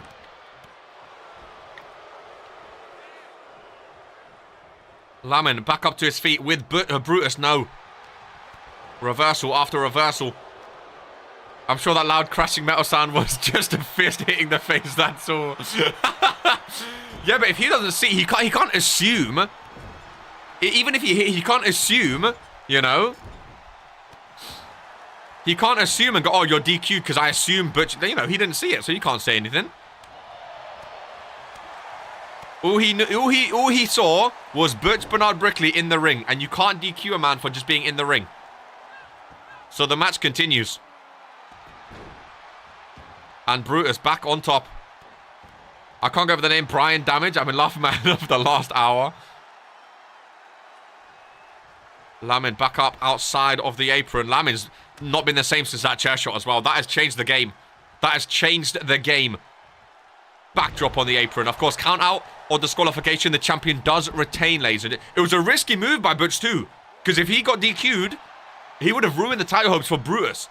That was a big, big risk. But apparently it's paid off massively because Brutus Brickley is dominating now. And the World Hardcore Champion has been dazed ever since. There's a big forearm to the face though. Lamin knows if he wins via count out, he retains. He's just going to go in the ring and chill. The RPW Universe on their feet for this main event as two of the biggest superstars in RPW. Lamin physically and by his name. Brutus more physically, but he's still a massive, massive name in Regents Pro Wrestling. There's a big clothesline by the champion Lamin. Start to take over against super kick, caught by Brutus. Super kick caught, and he says no, no, no. Lamin kicks him off though, big punch to the midsection, and what a match. What a match this is. Powerbomb connecting to Lamin, holds him on for the pin as well. Brutus Brickley gonna be the new champion. Oh my god, that was too close for my liking. That was too close. And now Brutus is getting destroyed. What's going on? Brutus is distracted. What is going? Who's this? A fan has got in the ring now with a steel chair. And Brutus is fighting a fan, ladies and gentlemen. What is going on? That was Xander Evans' Titantron. A fan just came in the ring and rolled out. Brutus was distracted. Did Lamin call in a fan to help him out? Even the odds lady, is that a new member of the ministry? There's masked men flying around. There's people with steel chairs. There's fans getting involved from the crowd. What is going on, ladies and gentlemen? What is going on in this main event? I don't know what is happening. Ralph's not even watching anymore. That's one of the attackers for Jocko. It could be there's a knee strike and a cover by Lamin. One count. This match is all over the place. Lamin getting held. Security sucks. This is supposed to be the #1 show. This is supposed to be the #1 show. Lamin's missing his... What is going on? This is one of the craziest main events we have ever seen in Regen's Pro Wrestling history. A fan came in, got German suplexed and rolled out. Butch was involved. What is going on? It is chaos. Oh, nice reversal there. It is pure pandemonium. It really, really is. Oh, Brutus going top right. Oh, Brutus has a Brutus ball. #1 show in RPW. Oh my god. Brutus going up. If he hits a Brutus ball, it is done, ladies and gentlemen. If he hits a Brutus ball. Oh my god. Brutus. Brickley from the top row. Brutus ball connects to the champion. It's done. New champ. It's done. New champ. It's done. New champ. 1, 2. Oh my god. And Lamin fights on. And Lamin fights on. One finisher each. One finisher each. Lamin super kick. He's fighting back. What a main event. Pin him, Lamin. The Conqueror.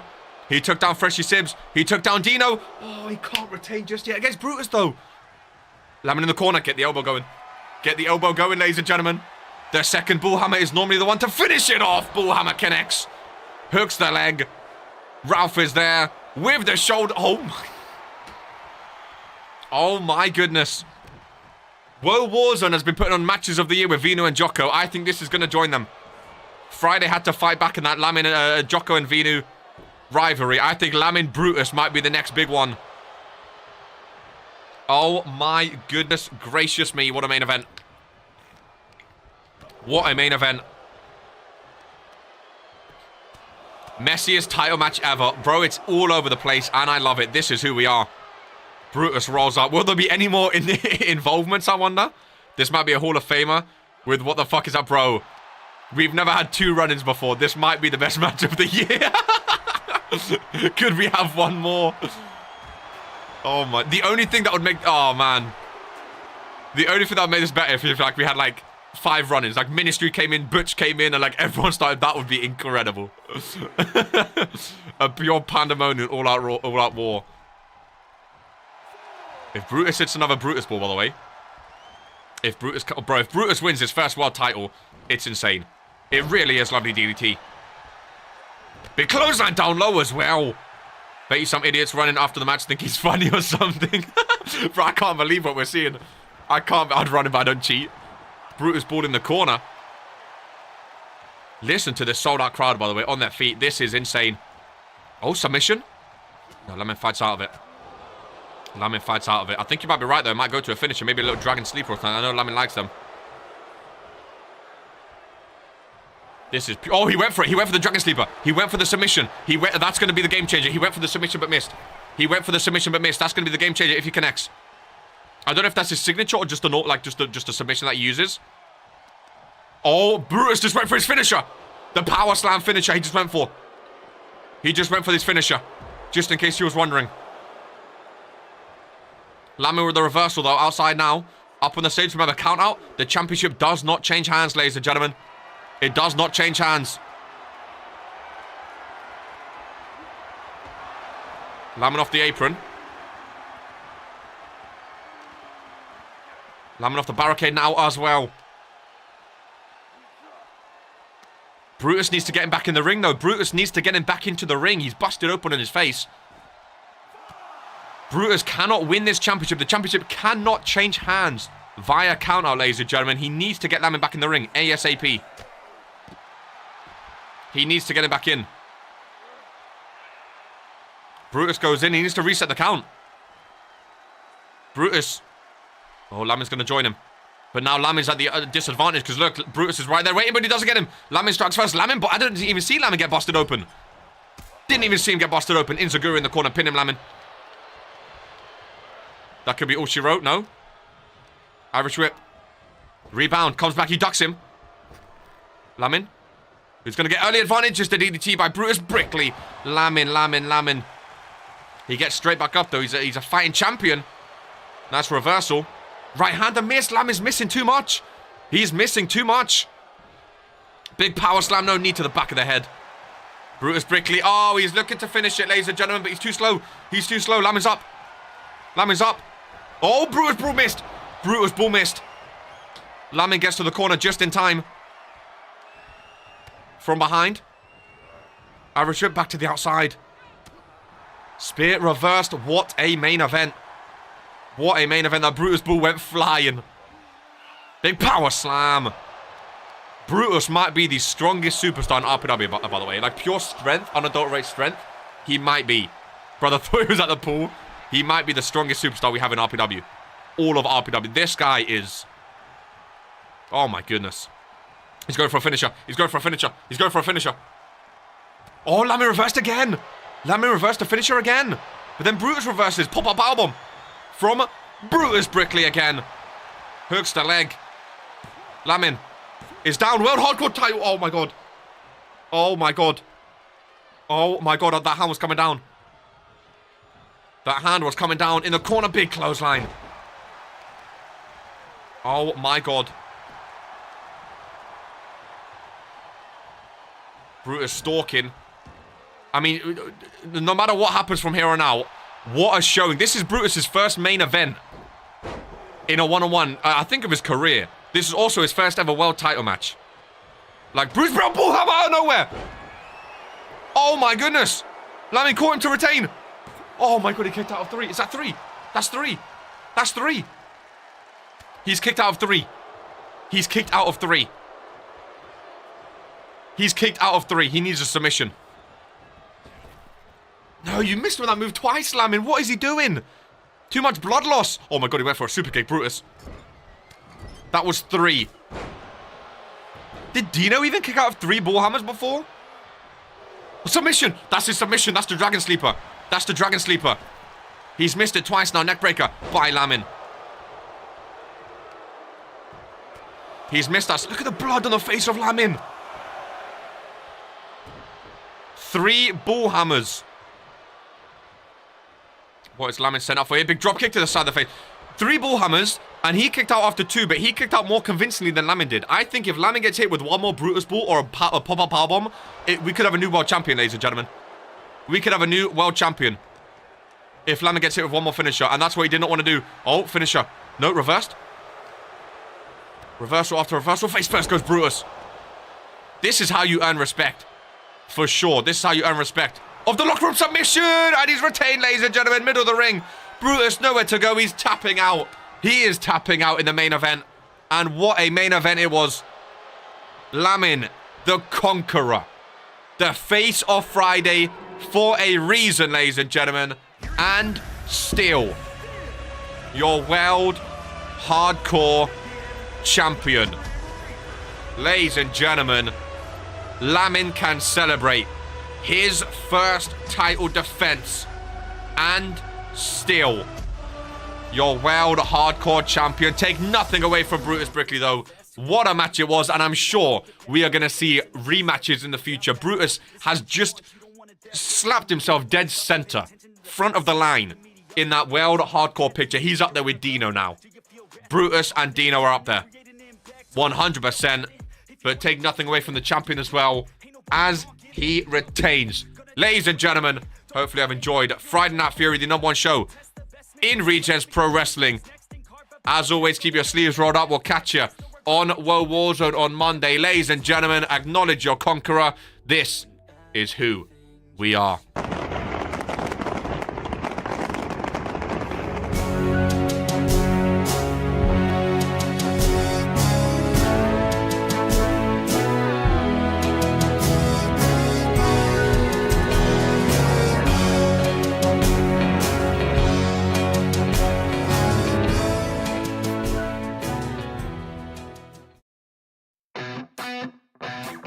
What you think about when you're born into a fire?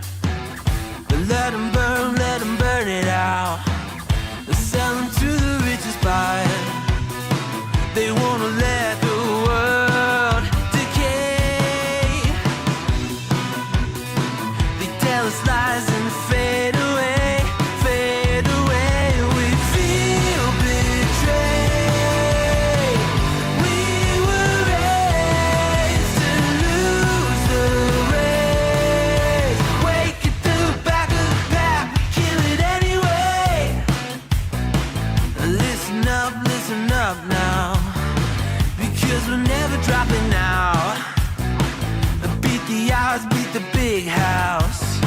Our brains are bigger than the doubt. We've been thinking for ourselves, never let the truth fade away. This is bigger than ourselves, we won't let the world burn